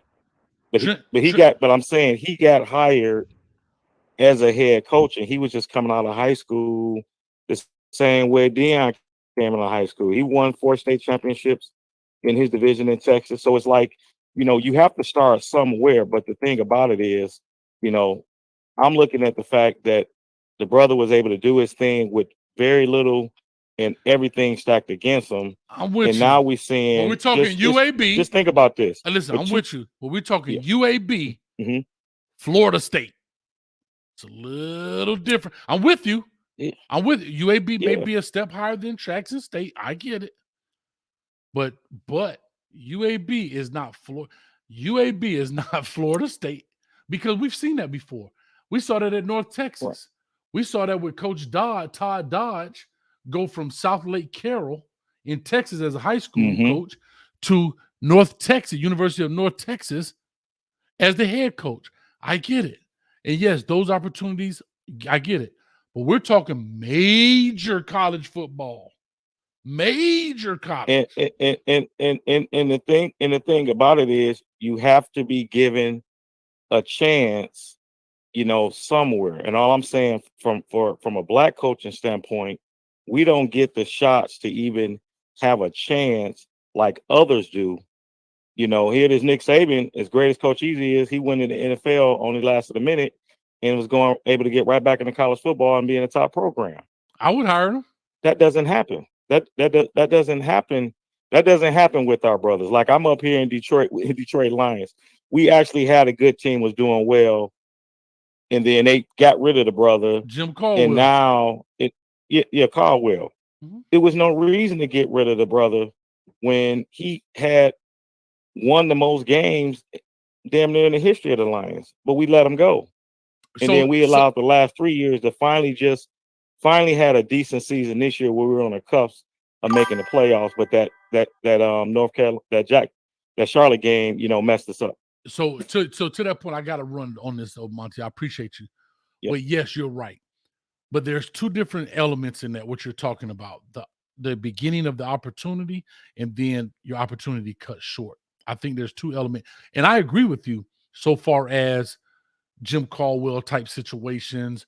When we look at the guy from Colorado, from the Cardinals who got 1 year, the Texans had 1 year, so forth and so on. Derek Mason at Vanderbilt. I mean, we can go, there's a plethora of things we can talk about. But I have to be very honest. Black, white, purple, green, or orange. If I was in charge of Florida State, it would have been very hard for me to give Deion Sanders the reins to Florida State. If I'm the president, the head of the booster club, whatever it is, with no body of work. I have to be honest. I have to be very honest. I have to be honest, especially all that they have been going through. It's not like they were on a high horse. They have been, after Jimbo, they have been struggling. So he goes to Jackson State. I'm gonna finish with this, coach. He goes to Jackson State. He does very well for 2 years. You got one half of the people saying, well, HBCU football is not like the Power 5. And then now he gets the Power 5 job after going there, because I agree one of the things he said, if he would have kept winning and going undefeated or having these one-loss seasons at Jackson State, then it would have been like, oh, well, it's easy right there. And we all know with now Shedeur moving into Pac-12, if he can do half of what he did at Jackson State, he now has a higher chance of being drafted. I mean, all of a sudden, he's in the Heisman race, and the season ain't even started. Mm-hmm. So I agree. But, and I'm not going to go back because I got to push on people calling. Like I said, we got over 1,000 in the chat, 1,100. But to your point, Monty, I agree with you. But we're talking hindsight after he goes to Jackson State.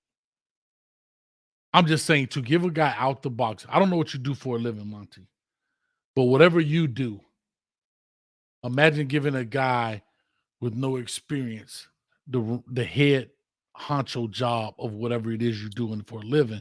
That's a hard call to do because not only is his job, your job on the line because you at least they check the boxes. You know what I mean? Like, you understand what I'm saying? Like, it's stockholders. I'm in technology, and all the technology we're using right now was founded by guys who didn't really have experience and turned around and became billionaires. Your Bill Gates, your Zuckerbergs, all those guys.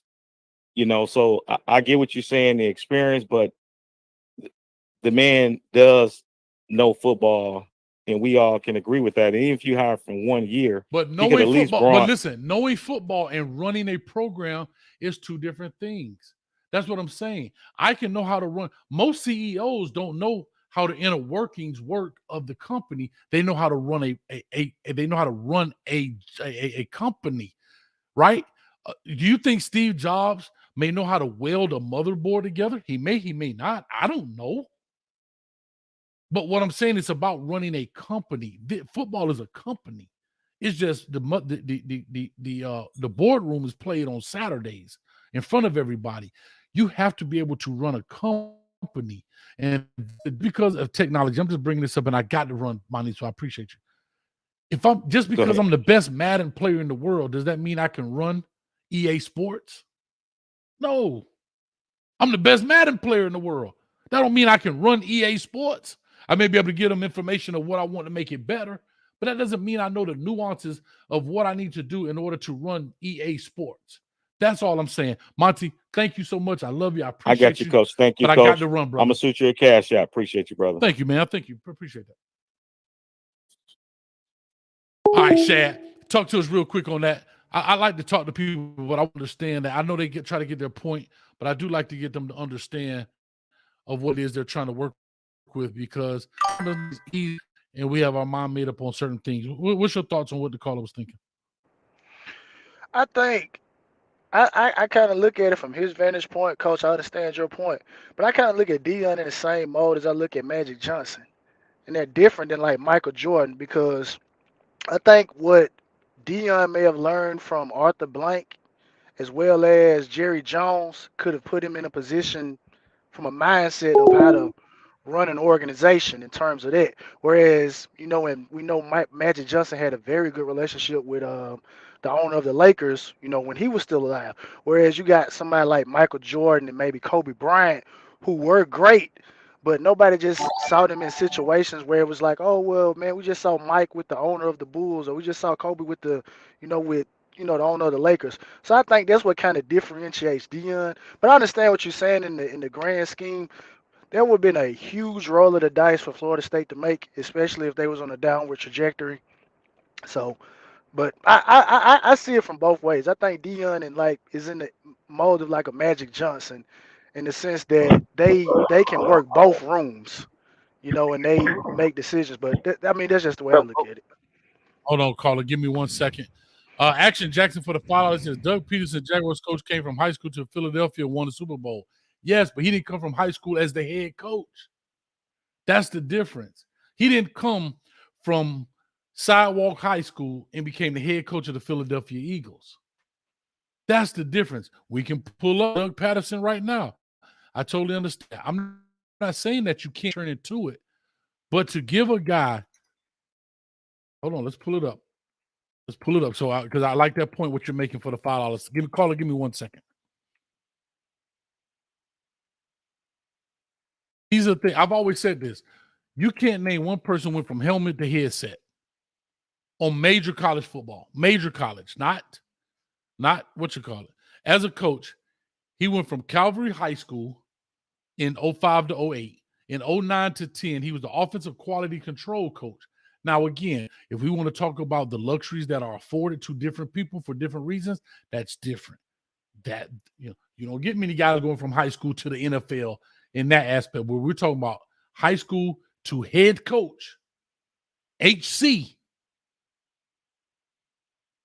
2011 and 12, he was a quarterback coach. 13, 15, offensive coordinator. It took him 8 years to become a head coach in the NFL from high school. Now, is that a fast track? Most definitely, but it didn't happen overnight. That's what I'm saying.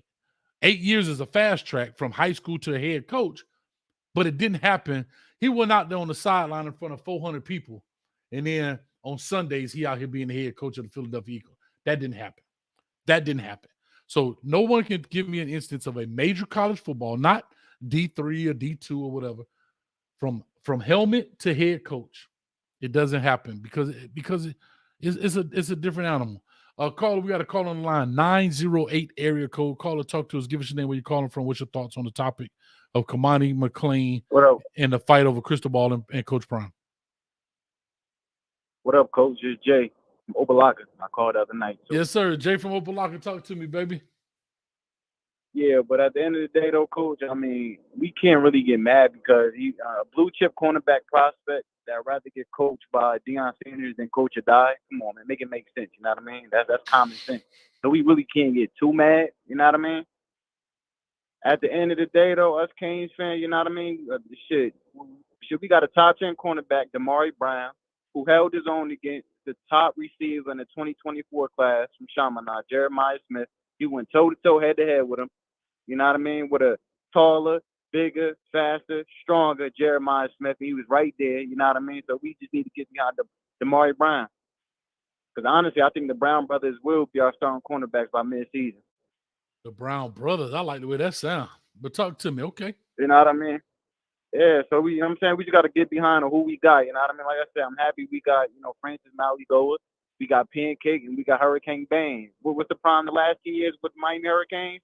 It's been the offensive, defensive line, mainly the offensive line.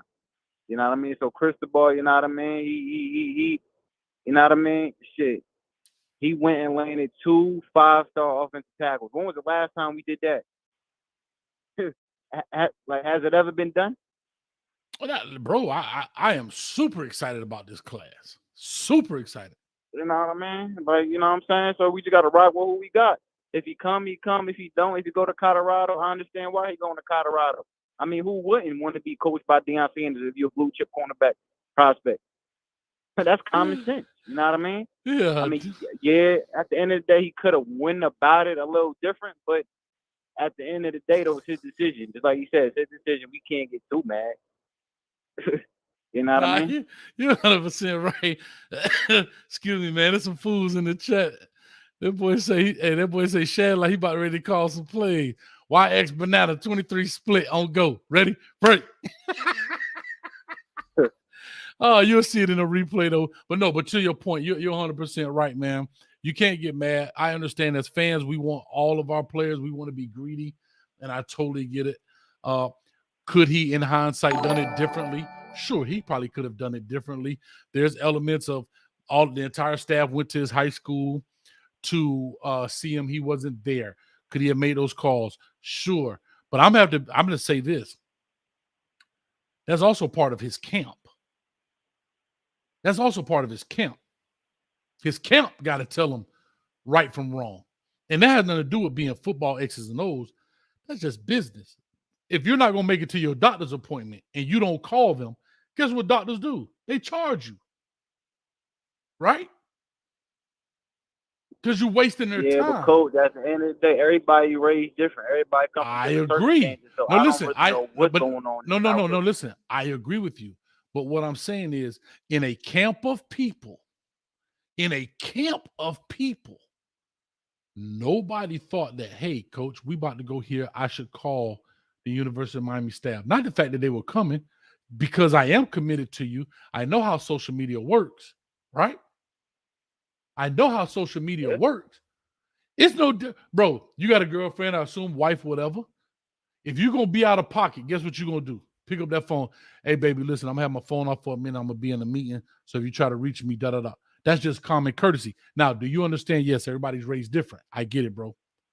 But out of this entire camp, nobody says, hey, we should do it X, Y, and Z way. Yeah, I mean, at the end of the day, you're right. Like, he played the staff, you know what I mean? But, shit. No, I would. You know what I mean? Hey, they you know what I mean? Shit, it is what it is. The ship has sailed. At the end of the day, we got to get behind. We got 2 We got 2 American cornerbacks coming in. You know what I mean? And I think Damari Brown is going to really see the field first. I love it. You know what I mean? So we just gotta get behind who we got and move on. Like I said, we got 3 blue chip linemen, 2 on offense and 1 in Hurricane defense. Mm-hmm. I love it, man. Well, listen, bro, that's 2 minutes. I got to roll, man. We got to push forward to keep calling in. I'm trying to get Shad in this, boy. Shad, when the line be rolling, it's rolling. Cause thank you, man. Appreciate it. In the words of my man, he say, "Know what I mean?" All right, that boy say from Overlocker, but he sound like you're from New York City, baby. But anyway, I don't know who this is. Give me 1 second. Shad, answer this for me. Call or talk to us. Give us your name, where you calling from. You talking to Shad, 1419. Coach finna step off for a few seconds. Yeah, this is Ray from the 850. So you know what team I'll be repping, correct? No, I don't know what the 850 is. What is 850? Hey man, that's the Northwest Florida. I'm a Florida State fan, and I respect the University of Miami, but I absolutely hate the University of Florida, and I hope you can understand that. You know what I'm saying? Hold on, I'm back. Wait a minute. Did I hear Florida State fan? I'm sorry. Yeah, that's me. I got a thing with my elbow every time I hear. Can you say that again? Florida State fan. My bad. Every time I hear that, I'm telling you, I can't control it. Say it one more time. I promise you, it's gonna work. While I'm holding my hand. Bro, give me a break now. All right, talk to us, man. What's your thoughts, bro? No, it's all good, guys. I mean, like I told you, I respect the University of Miami because at least they play each other. FSU and Miami will play each other. The University of Florida too scared. You know what I'm saying? They don't want to play both schools in the same year. True story. Mm-hmm. You know what I'm saying? So here's my deal, and you're exactly right. There's no way after we hired Willie Taggart and went through that debacle that we went through. Okay. And I wanted Willie to succeed so bad because he was a nice guy. But let's just face the fact, the dude wasn't ready for that position. And he's already been a head coach at a major university. Okay? He was not ready, dude. He wasn't ready. So after that point, there was no way you hire somebody like Deion Sanders with no head coaching ability at any level at the collegiate level. You see what I'm saying? Correct. Now, you got to understand, you were dead straight up. College football at the big level is big business. Deion has no business being there. He might be. He might prove me exactly wrong. But I'm telling you, he's got to show some substance. He's got to prove it before he can do it. And, I think we hired the right guy. You guys, I mean, I don't know what you feel about Norvell or not, but I think we got the right guy. But anyway, guys, if he takes Cormani McClain, don't worry about it. He took Travis Hunter from us, and it didn't hurt us a bit. Have a great day, guys. Thank you, man. Now, that's the kind of call I like. Even though I slapped the dude around a little bit, he was cool about it, right? I left him with a red cheek on the left side, a red cheek on the right side. But he took it, and he was cool about it. That's just having fun. I'm just having fun. I welcome all callers. I welcome everybody. But, Shad, what's your thoughts in regards to that? Because I agree with that, right? I agree that McClain call. You got to cut your background down. McClain McClain doesn't kill the class, right? There are plenty number one recruits that go to other places, and their team don't even make the playoff, right? The only thing I say about that, I see a lot of people saying that, it's just the fact that going back to Patrick Peterson, that number one corner has eluded us from Patrick Peterson, Vernon Hargraves, Surtain, Campbell, C.J. Henderson, and now Money McClain. Now again, like I said, you can't. I mean, I love that we got those 2 big time tackles, but I mean, we haven't gotten offensive linemen this good, but we have gotten a fair share of guys, and guys have just longed for, man, why can't we get that big time corner? And that was supposed to be able to You know, him and DVD, but you know, but it is. But I mean, it's not gonna break the class. No, nonetheless.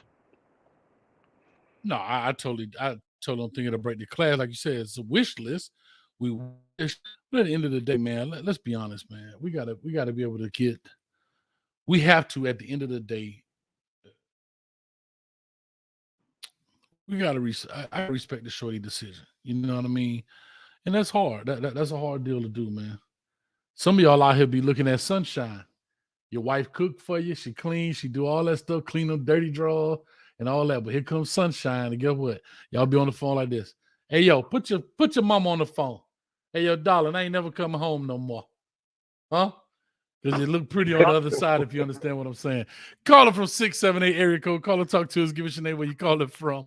We got 1,000 people in the building right now. Hit the button, hit the like button, hit the subscribe button. We about to get off of here in a few minutes, man. Talk to us. This LJ came from Canesboro Order. LJ, talk to us, man. Fellas? What's your thought? I'm good. What's up with you, baby? Man, I done called the wrong phone and all that, man. But I done finally got through. Yes, sir. What's up, man? But what's up, Shaq? Man, man, I told you about Cormani, man. We had this debate about it. I told you, man. Even if the best okay. Congratulations to Cormani. If that's his decision, we still don't know if that's the true decision. We just speculating right now. So he still can choose Miami or whatever, because I checked his IG page and he playing Jack Boy song. So you take whatever you want to take from that. Yeah, we still have a chance in this. It ain't a foregone conclusion that he committed to Colorado. He's just taking a visit.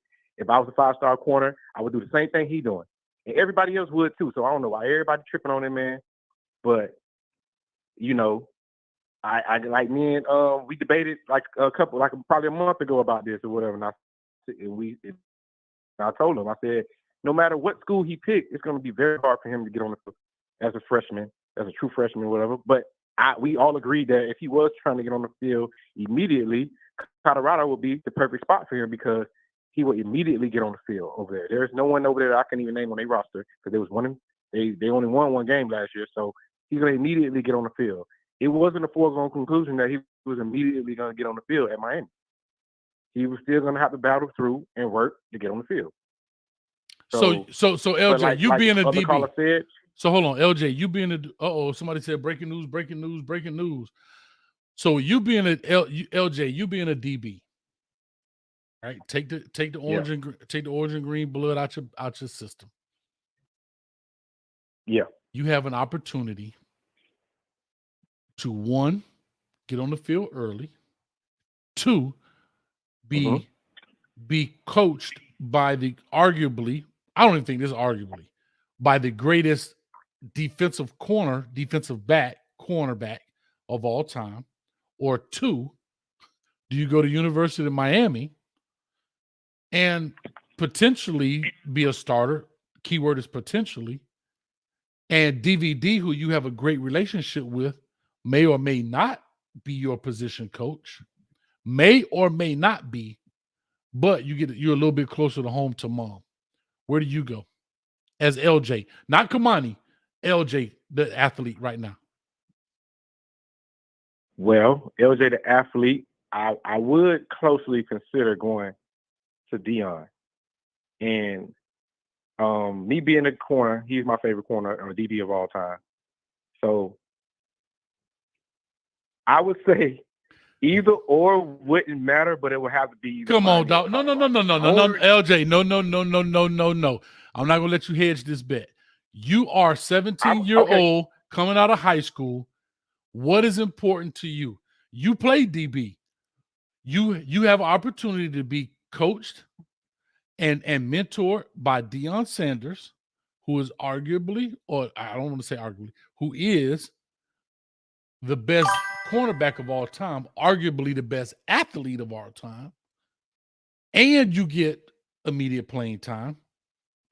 Or you go to University of Miami, stay close to home, mom comes see you, she's 2.5, 3 hours away, whatever it is from Lakeland to there. You may have to fight for a position, and you may get coached by DVD, who you have a relationship with, who also played the position, but of course he's not Deion Sanders. Nowhere near. I'm I'm gonna tell you. Okay, I'm gonna give you a flat answer. I just thank you. I'm gonna give you a straight up answer. I'm going to Miami because the reason why I'm going to Miami, I'm gonna stay closer to home.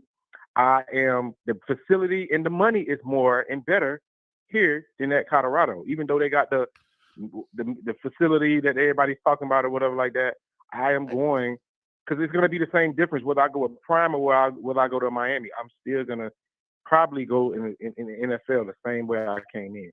You know what I'm saying? It's gonna be very hard for him not unless he have catastrophic injury through his career.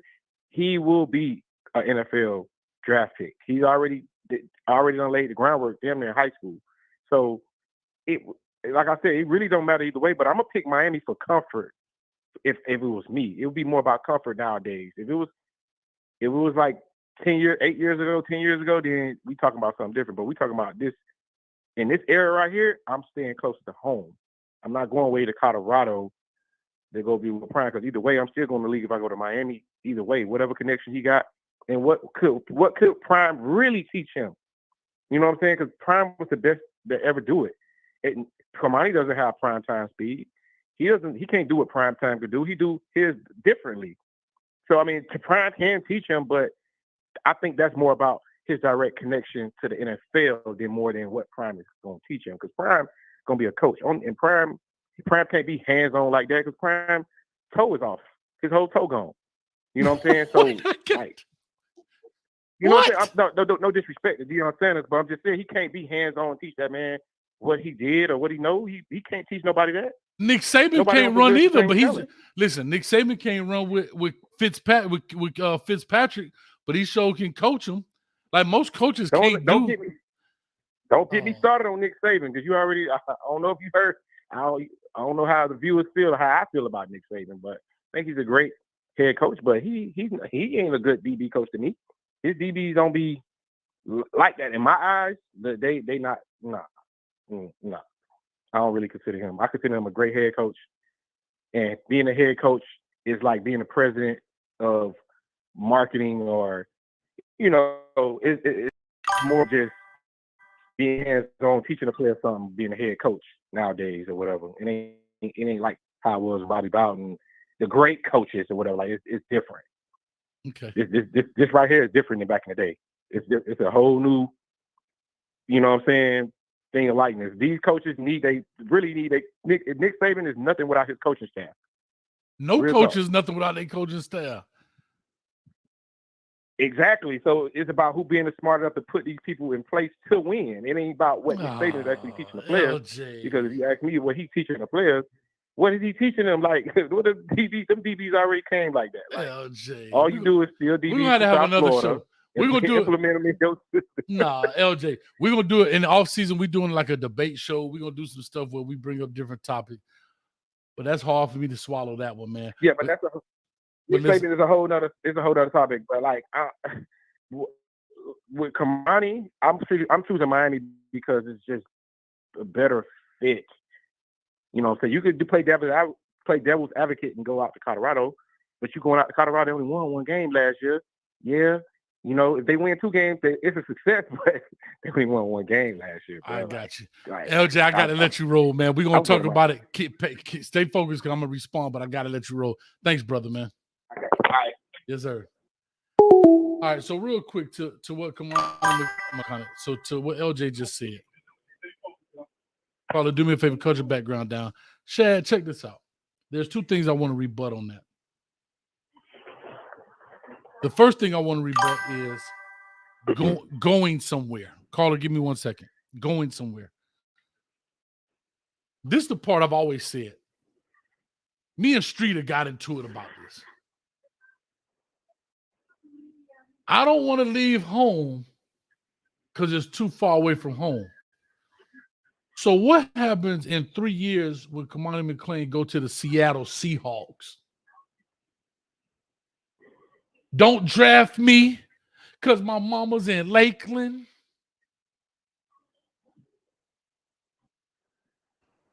No, don't draft me to the San Diego Chargers because my mama in Polk County. Miss me with that crap. If I can go to an opportunity like somebody just said about the military. At 17, you could go to war. Well, guess what? When you go, you think the military going to say, you know what? We're going to keep you on this side because your mama in Lakeland. No. You may be stationed in Korea, Germany, whatever. I don't know about the military. I'm not in the military. I'm just talking, so y'all don't Twitter me to death with that. What I'm trying to say is, when it comes to this, I understand about family. I totally understand. I get it. But when we going to grow up, dog? Mama, oh, no, I'm not going to the Las Vegas Raiders. No. Because, mama, you live in Miami, and I ain't going that far. You better pack your mama up, put her behind in a Winnebago, and we going westward, yo. You understand me? Shad, real quick before we get to the caller, what's your thoughts on the last thing LJ said? And I think I'm going to call cap on it. I can't call cap on somebody's opinion. But if Coach Hayes had a chance, listen, if Coach Hayes had a chance to go learn under him or learn under DVD, I have to be honest, I hate to say this, I'm going to learn under this gentleman, under Coach Prime. But talk to me, Shad, and then we'll get to it. I mean, I answer as quickly as I can to two parts. With NIL right now, you can move your mom out to Colorado. Everybody heard the story about Alabama moving to his entire family to Tuscaloosa. So I don't see that particular excuse anymore. Hold up. Before NIL, they moved the family from Hawaii to Birmingham. That's my point. So guess what, Mama? If you're that in love with Lakeland, I'm sorry for interrupting your point, Shad. But if my mama that in love with Lakeland, that I can't move her to Boulder, Colorado, then I can't help my mama. She's thinking on her mind. Unless she got business going on. And at that point, she's gonna be so busy anyway. She could fly out and come see the game. But go ahead, though, bro. I'm sorry. Yeah, and then the last part, again, being objective. When Ed Reed got hired as chief of staff, one of the things that many Miami Hurricane fans said was, let's get these safeties in here so they can learn from Ed Reed. So, and Ed got just as much coaching experience as Deion Sanders. So, obviously, it's the head coaching experience, but it's still the same thing.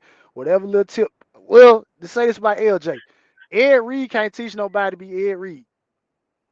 Deion can't teach Cormani to be Deion Sanders if you want to talk about the athleticism, but that did not stop people from saying, let Ed Reed sit here and watch film with these guys and all this stuff like this. So I look at it as the same thing.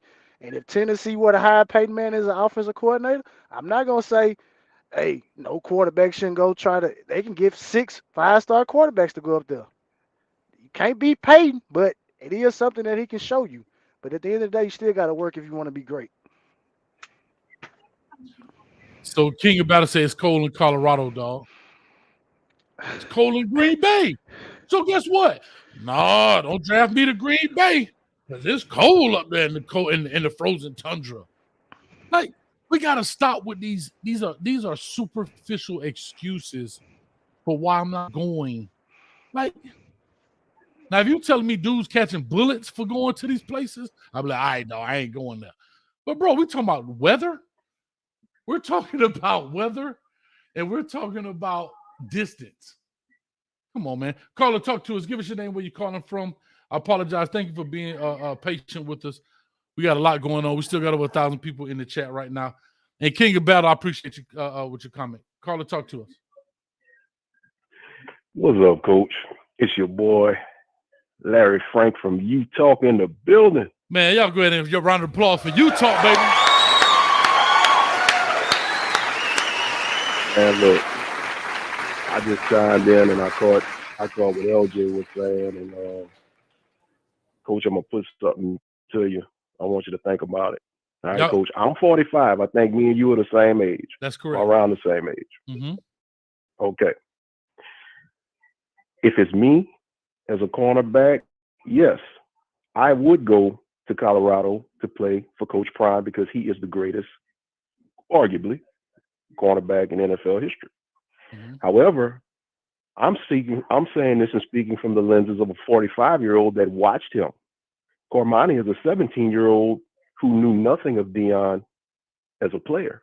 He can go only off the folklore of what he knew or what he heard. Mm. See, that's just like in our era.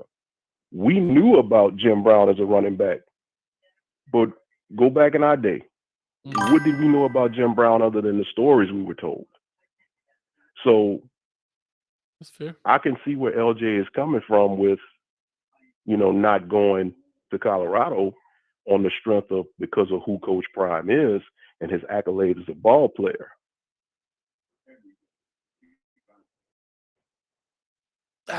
It's tough Frank, because I love you, but we it's know hard. the finished product.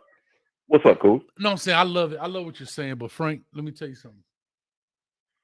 The man is only 55 years old. He's not an old man.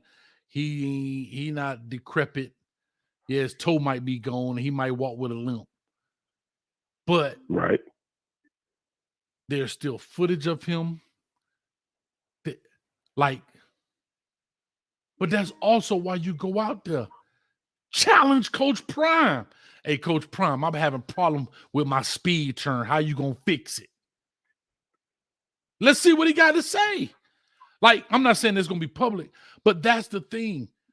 That's why you go on these interviews. I mean, these things. You go out there and say, hey, bro, Coach Prime, yeah, I noticed when the guy give me the double move, I like to bite. How do I fix that?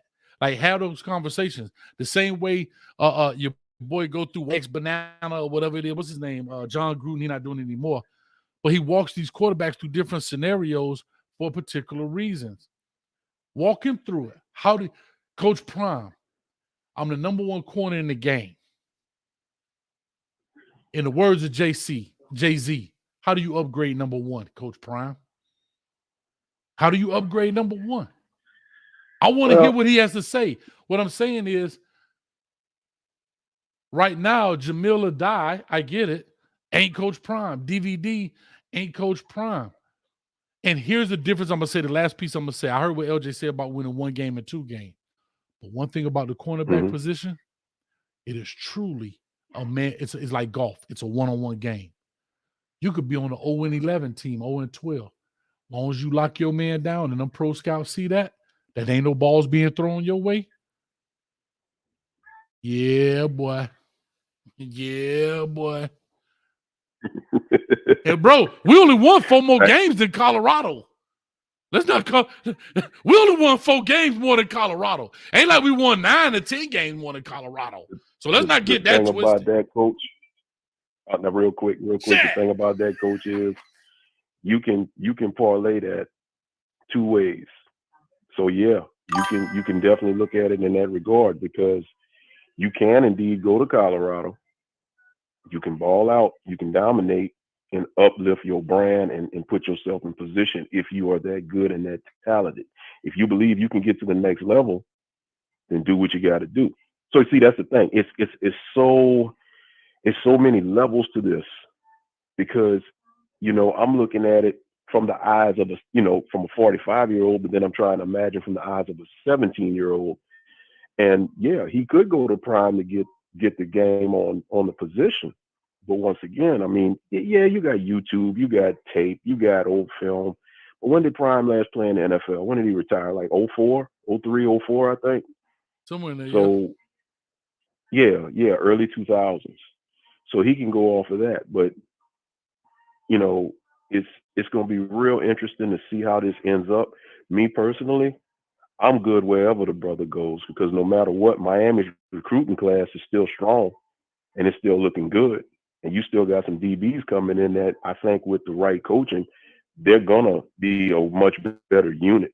So I'm not really tripping if we don't get Cormani. I mean, it's a plus. It's the icing on the cake if we can get them. But if we don't get them, the sky ain't going to fall. You know what I'm saying? It's going to be all right. And as far as the weather, I keep seeing people talking about the weather. I'm tired of the weather thing, because this is what a lot of people are not understanding. If they play deep into December, the frigid sub-zero temperatures ain't hitting. We said this on our last U-Talk show. January, those sub-zero February. temperatures and blizzards are not hitting until right now, after the season is done. When you start talking about late October, November, into December, it's not frigid like that. And if you are playing, the Pac-12 title game, wherever it is. You playing in California where it's like 55 degrees. Weather is not a factor, in my opinion, with that. People need to stop with, oh, he ain't going to make it out there because it's too cold. You won't be playing in minus 10-degree weather. Miami can go to Boston College and, and play in that type of weather. They go to Virginia and play in cold weather. They go to South Carolina and can play in cold weather. Larry Frank, let me say this before I got to let you roll, but let me say this. What if we go play Boston College and lose by 30? Do you think the fan base will use the weather as an excuse for why we lost, Shad? Hey, well, it's okay. Coach Cristobal lost because, it was 35 degrees out there, and we're not used to that, and that's why we lost. Nobody want to hear that crap. They absolutely will, because they use that as the same reason to give Miami an advantage for those cold weather teams that come to South Florida. Come on, there we go. Dominate, and then, hey, we get surprised whenever they come down here and beat us from a cold weather region. Weather is a non-factor. If you can play ball, it doesn't matter if it's in sub-zero temperatures or tropical temperatures. If you can play ball, you can play ball. I'm done with it, man. Hey, Larry Frank, y'all go check out You Talk, baby. Them boys on a little hiatus, but they will be back with bigger and better things. Go subscribe to their channel. Ellen, do me a quick favor. Throw their stuff up on there if you can. She'll be putting a link in the description as well. Chad, real quick, any response to that, man, before we push on? No, I agree with Larry Frank. Weather is irrelevant right now. You got indoor practice facilities, and like I said, the way the ACC schedule is set up right now, it get cold when we go up to North Carolina and play. Virginia, Boston College is on the schedule now. So, I mean, that's irrelevant. Our guys need to be able to play in the cold weather. Point blank, period. Part of the game, dog. All right. Thanks, Larry Appreciate Frank. y'all, man. All day, baby. Happy New Year to both of y'all, man. Appreciate y'all. We'll be talking, man. Y'all be blessed, and we'll holler. Yes, sir. Appreciate it, baby. It's You Talk, baby. All right, real quick. I just want to go ahead and put this out there, man. Real quick. Money Harris for the $25 from Detroit. He says, Detroit stand up. He did that on Cash App, so thank you so much. And also, C. Brown for the $14.99. I'm not sure. Ask Shad, what does 1419 mean? Gave that information. Does 1419? What does 1419 mean? They want to know. You on mute, Shad. 14 is the number that I had when I played ball, and 19, that's just the day of the month that I was born in April. It is. So appreciate that 1419 donation on Cash App, man. And so for 1419 for Shad, that was 14 was the jersey number, 19 was the day he was born. Don't tell me he was born in May, Shad. No, I was born in April. Okay. I was born May 19th, so that's why I asked that. All right. So Lakers dope. Lakers all day dope. 49 says Cormani said on ESPN interview he wants, I guess, a coach that will help develop him making better as a corner. I think that's all players. All players want a coach that's going to develop them to the next level. Here's the difference. Your head coach, I always say this like about quarterbacks. Your head coach is a DB dude. He ain't going nowhere, right? But if you're a DB coach that you fall in love with, let's just take this for example. Coach Hayes, I'm the DB coach for Cormani McClain. He really likes me. And Alabama's looking for a defensive coordinator. Here I go. You don't think I'm finna leave Cormani McClain? Here's what I'm finna do, Shad. Holla! Because again, back to your video and to your point, we all coaches and players use each other for upward mobility. Yes, I use Cormani McClain to move me up the ladder. It is what it is. That's part of the business that they have to understand. But when the head coach is the guy, this is different. The likelihood of him leaving is slim to none. It's not as often as a DB coach or as a position coach, right? Does that make sense? Yeah. Yep. Right. And so in that sense, man. So that's what happens, Lakers on those. Oh yeah, I did right here. Here we go. Jaleesa Monroe, $4.99. Cormani McClain just posted his Colorado photos in the uniform on his personal Instagram. I think that speaks for itself. Not necessarily. Not necessarily. I appreciate it. We got some ladies in the building. Jaleesa Monroe, thank you for stopping by. Hopefully you call in. We want to get a lady's perspective on this. But not necessarily, right? These kids know how to play. They know how to play into the algorithm to get that stuff rolling. You understand? And I brought up an earlier point. Another caller was a female commenter, and they said Eddie George went from helmet to head coach as a player to TSU, excuse me, Tennessee State. But we're not talking TSU. I respect it, but we're talking major college football. So to that point, yes, you're right. Eddie George did do that, but we're talking major college football. We're talking Power 5, top 25, top 40 programs in the country. That's what, I even take top 50 in the country, top 60, top 70. Those are the programs I was talking about in that sense. Let me see if I missed any more. You guys killing in the chat today. You guys have been great. I know Miami Flo is about to come on here in a second. I know he does like a countdown. He starts at 8:30 or whatever the case may be, but it is what it is.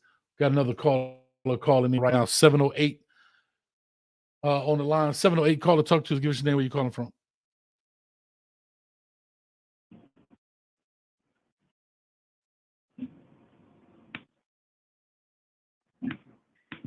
Caller. Hello.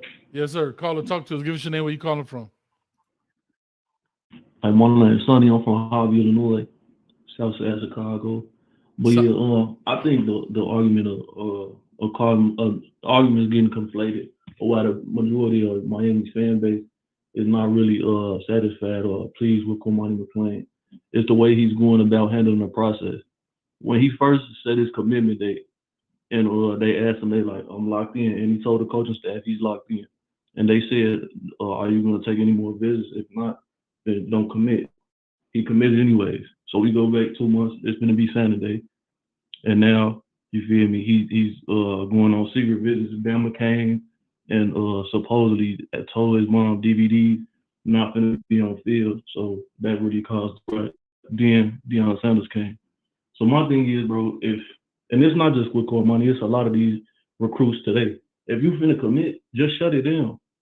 If you still finna take visits and not be locked in, bro, just say you're going with your process. I don't think Miami's fan base got a problem with him going to Colorado or not going to Miami. It's the way he's going about the situation. It's not very mature. And it's not really on him, it's the people that's above him, the adults around him. Even the so-called thing with his grades. Like if you if you from your sophomore year have been a top 10 recruit, bro, there's no excuse for you to not have your grades in order to be able to early enroll. Mm-hmm. And that's my thing. I think the adults around him are failing him. So here, and I only have one question, I guess, for that. My only question would be, and Shay, you let me know what your thoughts are. And then kill you with a head and shit. So my thoughts would be, did he commit prior to Deion Sanders going? Because I don't know the timeline. So did he commit prior to Deion Sanders going to Colorado?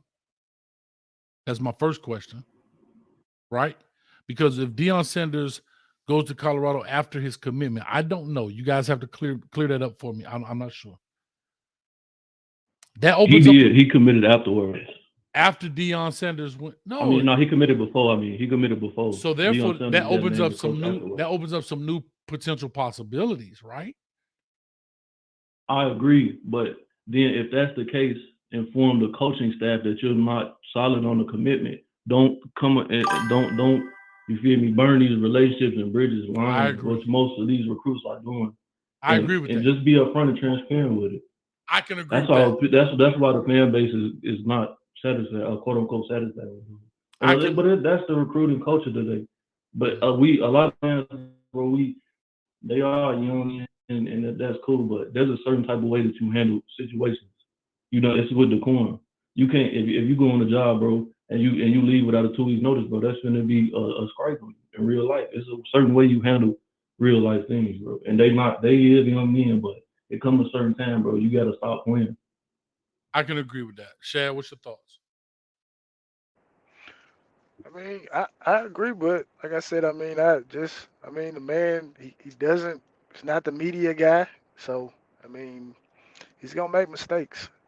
He's gonna make mistakes, and we But touched on this earlier. Guys take secret visits that are committed all the time, and schools try to keep it under wraps. So, I mean, it's recruiting. It's a dog eat dog type of thing, and it's just sad that Cormani is getting basically plastered or blasted for something that schools are practicing every single year. Nobody was saying anything I about, mean, well, Miami shouldn't have been trying to get the linebacker from Texas to visit. He's committed to Texas. All I've heard was Mario Cristobal is going to recruit players until he can't recruit them anymore. And those guys are committed, and they may have said to their but school, we again, 1,000% committed. I'm listening. it's the I understand, and of course, if you're a fan, you're gonna want somebody to come to your school. But when it happens to that fan base, they're gonna be mad. I mean, you can't be surprised that a fan base would be mad that a kid is saying he's locked in and committed, but he's saying he shut his recruitment down, but he's going on other visits.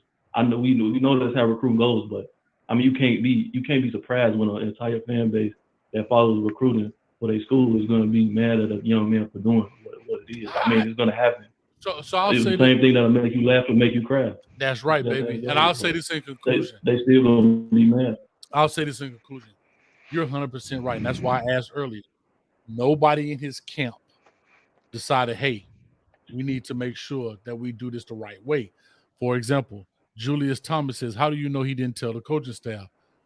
I don't know for certain, but I can deduce that when the entire Miami Hurricane coaching staff goes to your high school and you're not there and you're on a plane to Colorado, I don't think anybody told Miami that he was going on a trip.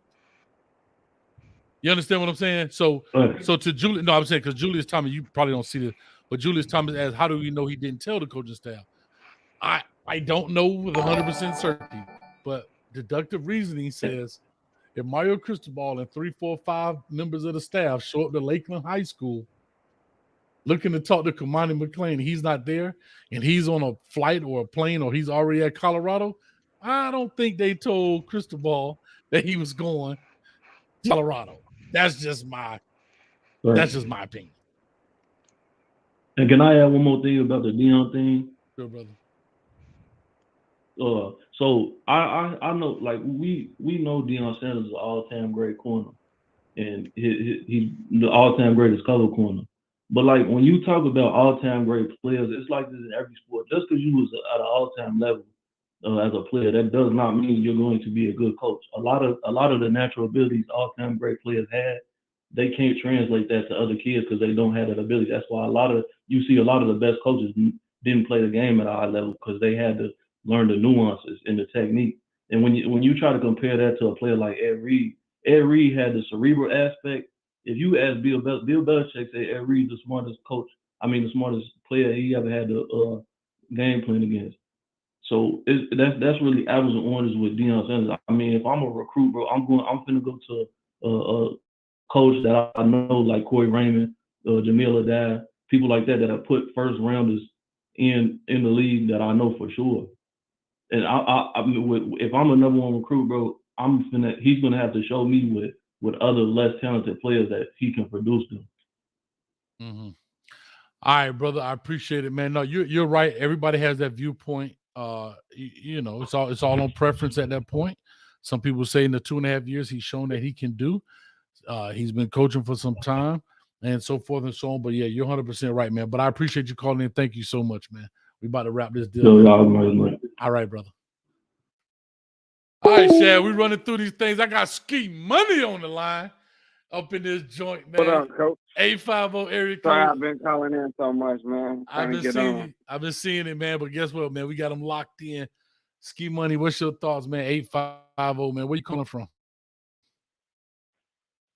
I'm calling from Bluntstown, Florida, man. Bluntstown, Florida. Ski money. All right, talk to me. Yes, sir. All right. Well, Cormani, man, I feel like a lot of it is trying to get his followers and his cloud up real quick, and if I was the number one cornerback, I'm at least going to go see Deion and check it out and sure. for sure. But hopefully he commits to Miami, man. I think he's gonna stay with Miami. And Mario, we trust, man. And I feel like he's built a relationship with DVD for a long time, and I don't know. I just don't see the young man being the type of young man to just dip out on that relationship like that, even though he doesn't really say a whole lot, you know? That's fair, Shad. Anything you like to say? Because, you know, at the end of the day, it's business. I don't want to dip out on a relationship, but here's another thing. Is DVD going to be the cornerbacks coach? Is he not? DVD say so in this relationship, right? At the end of the day, it's up to the head coach. Right now, DVD is not the defensive back coach. He's not the cornerbacks coach. He's a recruiting assistant or whatever his role is. He's got a different title. Now, here's the next question. If Mario, I'm just posing questions, scenarios. If Mario Cristobal doesn't make, you are now DVD, Ski Money. Your name is DVD. All right. You were on the field coach. They took you off. Now, we've already heard rumblings about him getting opportunities to go other places to be a position coach. Cormani McClain comes to your school right now. He signs, comes to UM, enrolls. And pick a school, I don't care, Georgia Tech, whatever. Says, hey, I want you to come be my DB coach. Do you say no because I really like Cormani McClain, or do you say yes and you take it for upward mobility in your profession? Let me flip that on you just a little bit. Let's say, hold on, I need you to answer that question. I need you to answer that question first, then I'll answer. All right. Well, me, I understand where you're coming from. Personally, I would think about it for sure. But let's say you're Mario Cristobal. No, you didn't answer the question. Hold on, Ski Money. Okay. You just said, I'll think about it for sure. Let me ask you if you are DVD. Do you take the Georgia Tech job to become a position coach and upward and move upward in your craft? Or do you say, no, I'm going to stay here with Cormani McClain and be the recruiting assistant off the field job? That's my question. I'm going to say no because of my fact here. I don't think Mario's going to let that man leave. I think Mario knows who DVD is as, you know, a football man and as a person. I feel like he's going to get an upgrade here pretty soon in his position. Something. I don't know what it's going to be. Maybe it's just more money. Maybe it is a defensive coordinator job. Maybe it's a defensive back job. But I feel like it's in the work right now for him to upgrade. You know what I'm saying? And with that being said, I don't feel like he's going to leave Miami, man. I feel like he's had other opportunities to leave Miami before, and he hasn't yet. You know what I'm saying? So I feel like hopefully it's going to work out. Maybe it's biased a little bit from a Miami fan, but that's what I'm thinking. All right, now flip it on me. Go ahead.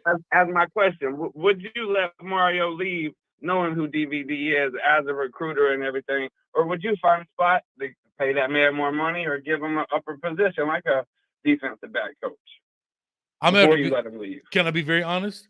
I would have been made that move. Right. I would have let go. I would have never. Hold on. I'm going to answer your question. I would have never hired right because of the kind of system we run. I don't need 2 D-line coaches. I think in today's game, you need 2 DB coaches. So I would have never had 2 D-line coaches. I would have always had 2 DB coaches. That's first of all. That makes sense. Because you need a cornerback coach and you need a safeties coach because of the way the game is played. That's my personal opinion. That's Coach Hayes' personal opinion. So therefore, Coach Wright would have never been hired. I always would have had, whether it was DVD, I don't break down the nuances, but whether it's DVD or another DB coach in that room. I think that you cannot be an effective coach, an effective DB coach with just one guy in today's game, the way it is played. Think about this. We got 2 D-line coaches, we got 2 linebacker coaches, and 1 DB coach. And what suffered this year? Right. What suffered this year? And that's kind of weird anyways, because there's corners and safeties, you know what I'm saying? And it's 2 different worlds, dog. It's 2 different worlds. Right. What suffered this year? Chad, what suffered this year? Chad, what suffered this year? I'm asking. What suffered? Secondary. Our backup. Definitely our backfield. One man can't look 53 1/3 yards across the field unless his eyes cocked like a pistol. Is There's nowhere in the world you can these two dudes doing over here and these two dudes doing over there. Now you can Hey, go. but Cam was doing work back there though. Yeah, that's good. That's great. But Cam still probably made mistakes that could be better. That's my point. We Oh, rely, yeah, for sure, but for I'm saying sure. we No, relied I'm on just, we relied just on hyping athletic. up my boy. I Cam know. did work. Nah, hey, salute the 24. No pressure. But how about number 8? Right. I feel you. How about a big 0?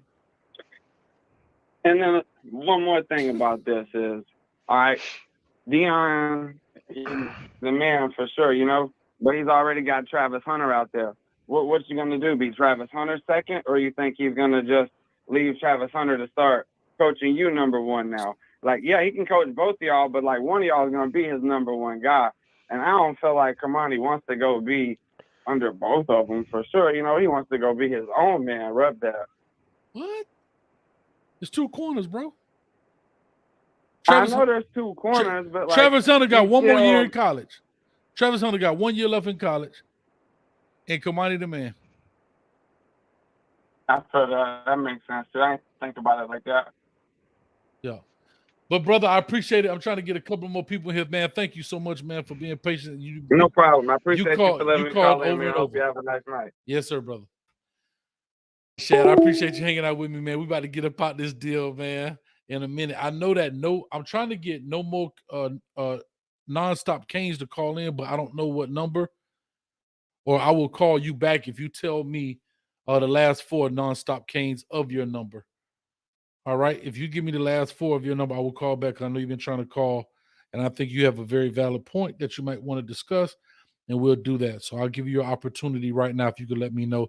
And I'm about to get up off of this deal. P-Lo, you say, can you call in? Yeah, you can call in if you can get through, but you got to give me that number too. All right. Shad, other than that, man, talk to us real quick, man. Let people know where they can find you before we get to these labs, because after I get them, I'm going to get up off this deal. Yeah, you can find me on YouTube, Shad1419. Like, subscribe. I love when people comment. I love to engage. So that's where you can find me at. All right. So listen, no stop Canes. I'm asking for the number now, and you ain't put it up there to call you back. So, you know, I can't get through the number fake. So I'm asking y'all to put the number up here. Y'all ain't put it in the chat, so y'all need to talk to me.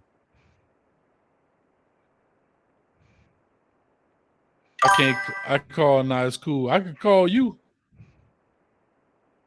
Anyway, I'll take this call right here then.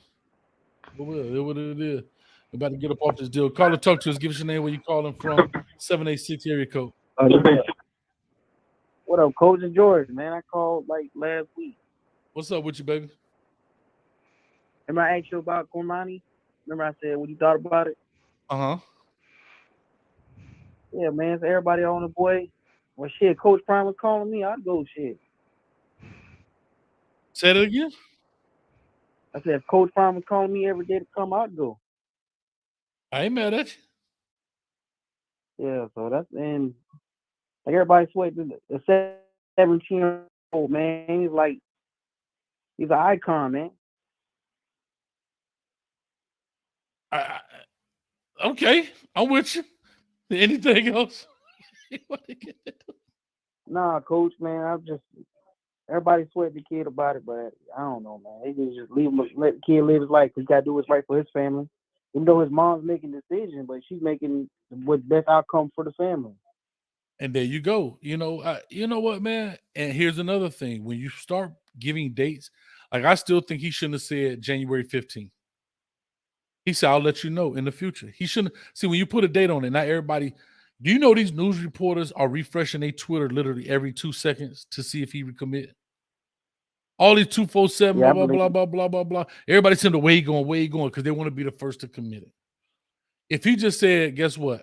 I'll let you guys know in the future what I'll be doing, and then just drop it randomly, it'll be easier. But now what's happening, and again, this is where you look at people who have to help him from a social media standpoint on how to navigate this thing. Hey, don't put a deadline on it. Guess what? The 15th may not be the right day. Who knows? If it is the 15th and you feeling it, hey, I'll be committing in an hour. Trust me, these people follow him all day. That thing he sparked like what? But when you put the 15, that's all been reported. We won't hear anything until the 15th. And now guess what? It is literally 9 o'clock on the 15th. It's 9 o'clock on the 15th. Yeah, I agree. Yeah. Yeah, but ain't it like mountain time or something like that? Well, that's over there. Who knows he's not back yet? You know, whatever. It could be only 7 o'clock. But that's my point. Don't do that. Let it fly, and then you do it when you're comfortable. But again, that's you got to help him out with that kind of stuff. Yeah, but like if his mom's running his campaign, you know, a woman is very indecisive, so you never. I'm gonna leave that alone, bro. I I ain't touching what you just said. No, nope. I ain't doing it. Matter of fact, for the ladies, I'm gonna give you one. I'm gonna slide just for the ladies in the building. Oh, mm-hmm. Nah, I wear that, coach. Nah, it's all good, baby. But I appreciate it, man. I'm about to get up out of here, man. I guess nobody else want to call in. Everybody said they were trying to call in, but I think you had fun with this. It is what it is. Somebody says only 6:56 here in Colorado. Exactly. It's only 8:56 here. So there's a 2-hour difference there. You know, we'll definitely talk about this. Yeah, but if you want guaranteed money, I'd go to Miami because right now, even that what is the athletic director over there at Colorado when they hired Prime, somebody ain't had the money for him at the time, but they trying to find it. They got the money, bro. They got it, bro. They got the money, bro. We'll if you believe that, nah, bro. Nah, I'm just pulling it. I know, but I'm just saying they got. Listen, they got $5 million. Ain't that much money, believe it or not. When you talk about major institutions, $5 million is nothing, bro. Yeah, man, that's paper money, man. Yeah, that's play. That's like you spending $5, bro. That's nothing. Yeah. All right, brother, All right, man. coach. Thank you, brother, man. I really appreciate you paying attention and to the channel and you know, hanging out with us, man. Thank you so much. Yes, sir. All right, buddy. All right, we out of here, Shad. This is the last one of the night. I'm done with it, and I promise you I'm out of here. Call us 678. I believe that's the ATL area. You are the last caller of the night. Let me go and take this number off the thing. Give us your name, where you calling from, what you thought, and we about you. You got minutes. Coach Hayes, what's up, man? It's Canefish at them bikes, yo. Vikes, yo, what's up, Canefish? Talk to me, baby. Hey, what's up? What's up? Hey, man. Basically, I kind of agree with your last, well, not your last comment, but your comment when you made, just don't put a date out there. We all understand. I'm talking about Cormani, of course. We all understand that you have to make your decision, you know, you and your mom or whatever like that. And we're glad for you to progress and make your commitments. But that's the thing that people get hung up on. Once you say, I'm going to do it on signing day. I'm going to do it on the 15th. And then nothing happens. That's where I think that the discord comes in, because everybody knows that he has the right to make his choices and take advantage of his opportunities. Mm-hmm. Like we've been saying, of course, Deion call you, you're going to at least go holler at him. Does that mean you're going to change? No, but you possibly could be. And we can't be upset with the young guys when they make these decisions, because they're looking out for their future and their best interest. And if that's their best interest, then all we can do is applaud them and hope the best for them. So I can understand the fan base being upset and everything, but it's a young man. Right. And, you know, that's the best way you can look at it. I totally agree. Shad, anything you like to add to it before we get up out you? No, I agree. I agree. That's it, man. So I appreciate you, Canefish, as always, man. J-Dub want to know, when did you come out as a Viking? What year? I came out I'm an old schooler, 85. 85. All right. There you go, J-Dub. So I want to let him know he was asking real quick, man. But I appreciate you, man. Thank you so much, man. And we're going to definitely make this stuff happen. And thank you, man, for checking it out. We're trying to get to 30,000 subs by February 1. We got to see if we're on track right now. All right, big dog. You hold it down. All right. All right. All right. Good call right there, man. Y'all tough right here, boy. Somebody said they want to say something to Shaq. Hold up. Let me see who this is, man. Who is this? Oh. I'm about to cut this off, LJ. We're going to get back into it, man. This ain't going to be Shaq last time on the deal, I promise you. But anyway, I got to get up out this deal. It's already late. But anyway, real quick in conclusion, I'll just simply say this. Let me sit my behind up like I'm chilling in the lounge. Tighten up, coach, before you get fired. Fired off your own job. To Cormani McClain, I'll say this. Take your time, bro. There's no rush. It's your decision. Your family, everybody may have your best interest at heart. Maybe not. Sometimes family may not always be the best to listen to. And sometimes they are. You have to decipher that. But at the end of the day, Cormani McClain has to go out there and perform and play. Now, mom, uncle, dad, sister, cousin, whoever it is, I don't know. Just people, whoever that is. Coach Prime, Coach Cristobal, Coach Adai, DVD, whoever these people are. I've had many players. This is a small amount of guys that have gone on to college. Some guys enjoyed their time in college. Some guys didn't. It's all based on a decision. You're never going to get 100% perfect. But all I'm going to say to you, Cormani McClain, ask questions. Don't be afraid to ask what you want to know. Seek information. And I'm talking about not just these adults, but these players. Sit down and have a real conversation with Travis Hunter about his experience. Sit down and have a real conversation with DJ Ivy and Al Blades and whoever. You worked hard to become the number one DB in the country. And now you're not going to work hard to remain that? Nah, bro. All I'm saying to you is do your due diligence. It's not a hurry, bro. You are the number one in the country. The ball is in your court, not in theirs. You don't think they're going to have a spot for you when it's over? You out your mind. You got all the way till July. Matter of fact, hit up JTT. I don't know how to say his name. JT Tuna Malua. I hate doing that because it sounds like you're trying to make fun. That's not what I'm trying to do. The defensive lineman from Ohio State. Hit him on the DM. Hey, man, you waited a long time. What happened? Why did you do that? What did you learn from that? There's nothing wrong with asking these questions, bro. I'm being very honest about this. Go talk to people, because what people did 10 years ago, what people did 2 years ago ain't the same as now when it comes to recruiting and making commitments and everything else. Have a conversation with these players, bro, and then you make a decision for yourself. You said the 15th, so everybody huddling around a computer. Don't have to. It's your decision. Because here's what I know. Whatever school you pick, there's going to be a group of people that's happy and a group of people that's mad. I don't care where you go. You come to the Canes, we all happy for you. I told you he was a Cane. You go to Colorado, and what Colorado people saying? I told you he was above.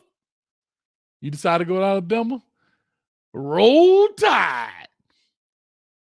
At the end of the day, you have to do what's best for you, your situation, to get you to go to the next situation, to change your life forever. Potentially. Okay? So,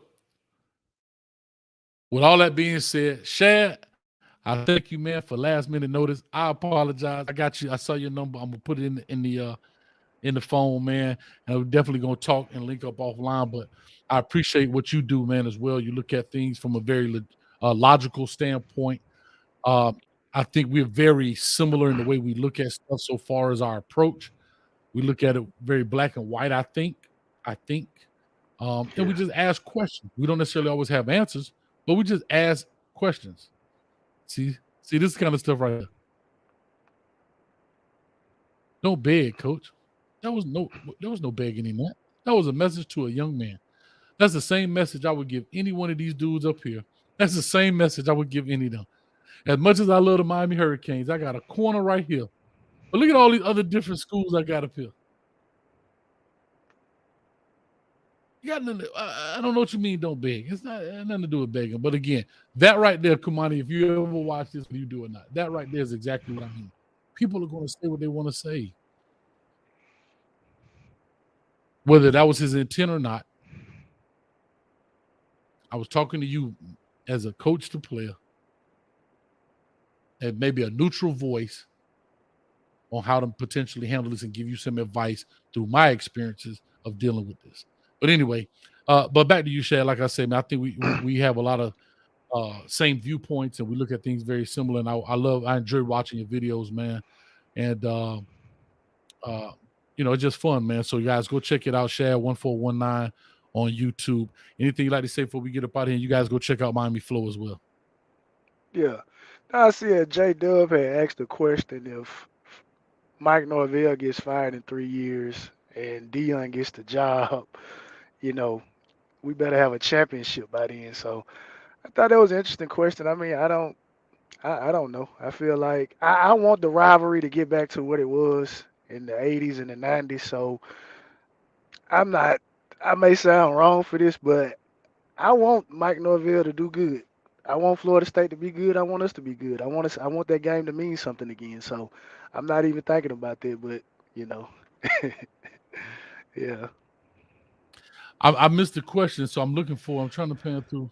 Oh, here we go. So Jada said, what happens if FSU opens up in 3 years and Deion has a winning record and gets hired by FSU? We better have won a championship by then. So J-Dub, I don't really understand what you mean. Meaning, if he comes, we definitely won't win one, or do you? I don't know how to answer that. Let me see what will happen to Chance. So basically, you're saying if Deion is hired by Florida State, he's gonna run the state. Is that how I'm reading that, Shad? Is that how you reading it? Yeah, that's kind of how I took it. Which I mean, at the end of the day, in 3 years, I mean, the 12-team playoffs should be here. So if we hadn't got to the playoffs, then I mean, yeah, he might as well just go on and stick a fork in us anyway, regardless if Deion come or not. There you go. 12-team playoff. So a 12-team playoff. That means you got to be the top 12 in the country. I would assume, just roughly speaking, of course. So we should be there. So. Boy, we ain't the top 12 in this class right here. Hey, if we ain't the top 12 in this class, all I can say is, what more do you want from me? Another one next year. We need another one just like this next year. Oh, God. All right, man. $20 from Kane Fish Miami. Man, I appreciate you. Thank you so much. I got you guys. I know you guys want to call in. We're going to do some more stuff. I may do a Coach Be Coach podcast with Cormani if he decides to commit or whatever the case may be. We're having some more fun. And y'all do me a favor. Y'all stop it with the Luther King flyers, man, with the man holding a bottle of Hennessy and stuff, man. Matter of fact, everybody get one. That man meant more to us. Y'all got the man at the strip club with the Scully on. Y'all got the man with a blue flame. Y'all cut it out, man. Y'all straight up cut it out. No, hey, they got the man up here with a red cup talking about let freedom reign and let them, hey, dog. Come on, man. They tripping, bro. Like, y'all stop, man. We the only one that degrade. We one of our peoples, man. Matter of fact, y'all get one more. Y'all around here with the Marley. You know what I'm talking about, the flyers? No, they got the, you know what I'm talking about? The flyer, like the little party flyers and stuff. They got Martin Luther King. I saw it. I seen one with a tattoo that say free. It say free at last on his forehead, and the dude had a bottle of Hennessy like this, free at last. Man, y'all cut it out, man. Y'all shut up. I saw it. But anyway, I appreciate y'all. Thank y'all so much. As always, man, let's go Canes, my poor Dolphins. Helmets to the left, shoulder pads to the right. Keep your jock strap and mouthpiece. That's all I can tell you. It's over. It's over, Shad. And we out of this joint. Thank you for everybody who donated, man. I really appreciate you guys. It means a lot for Cash App, Super Chat.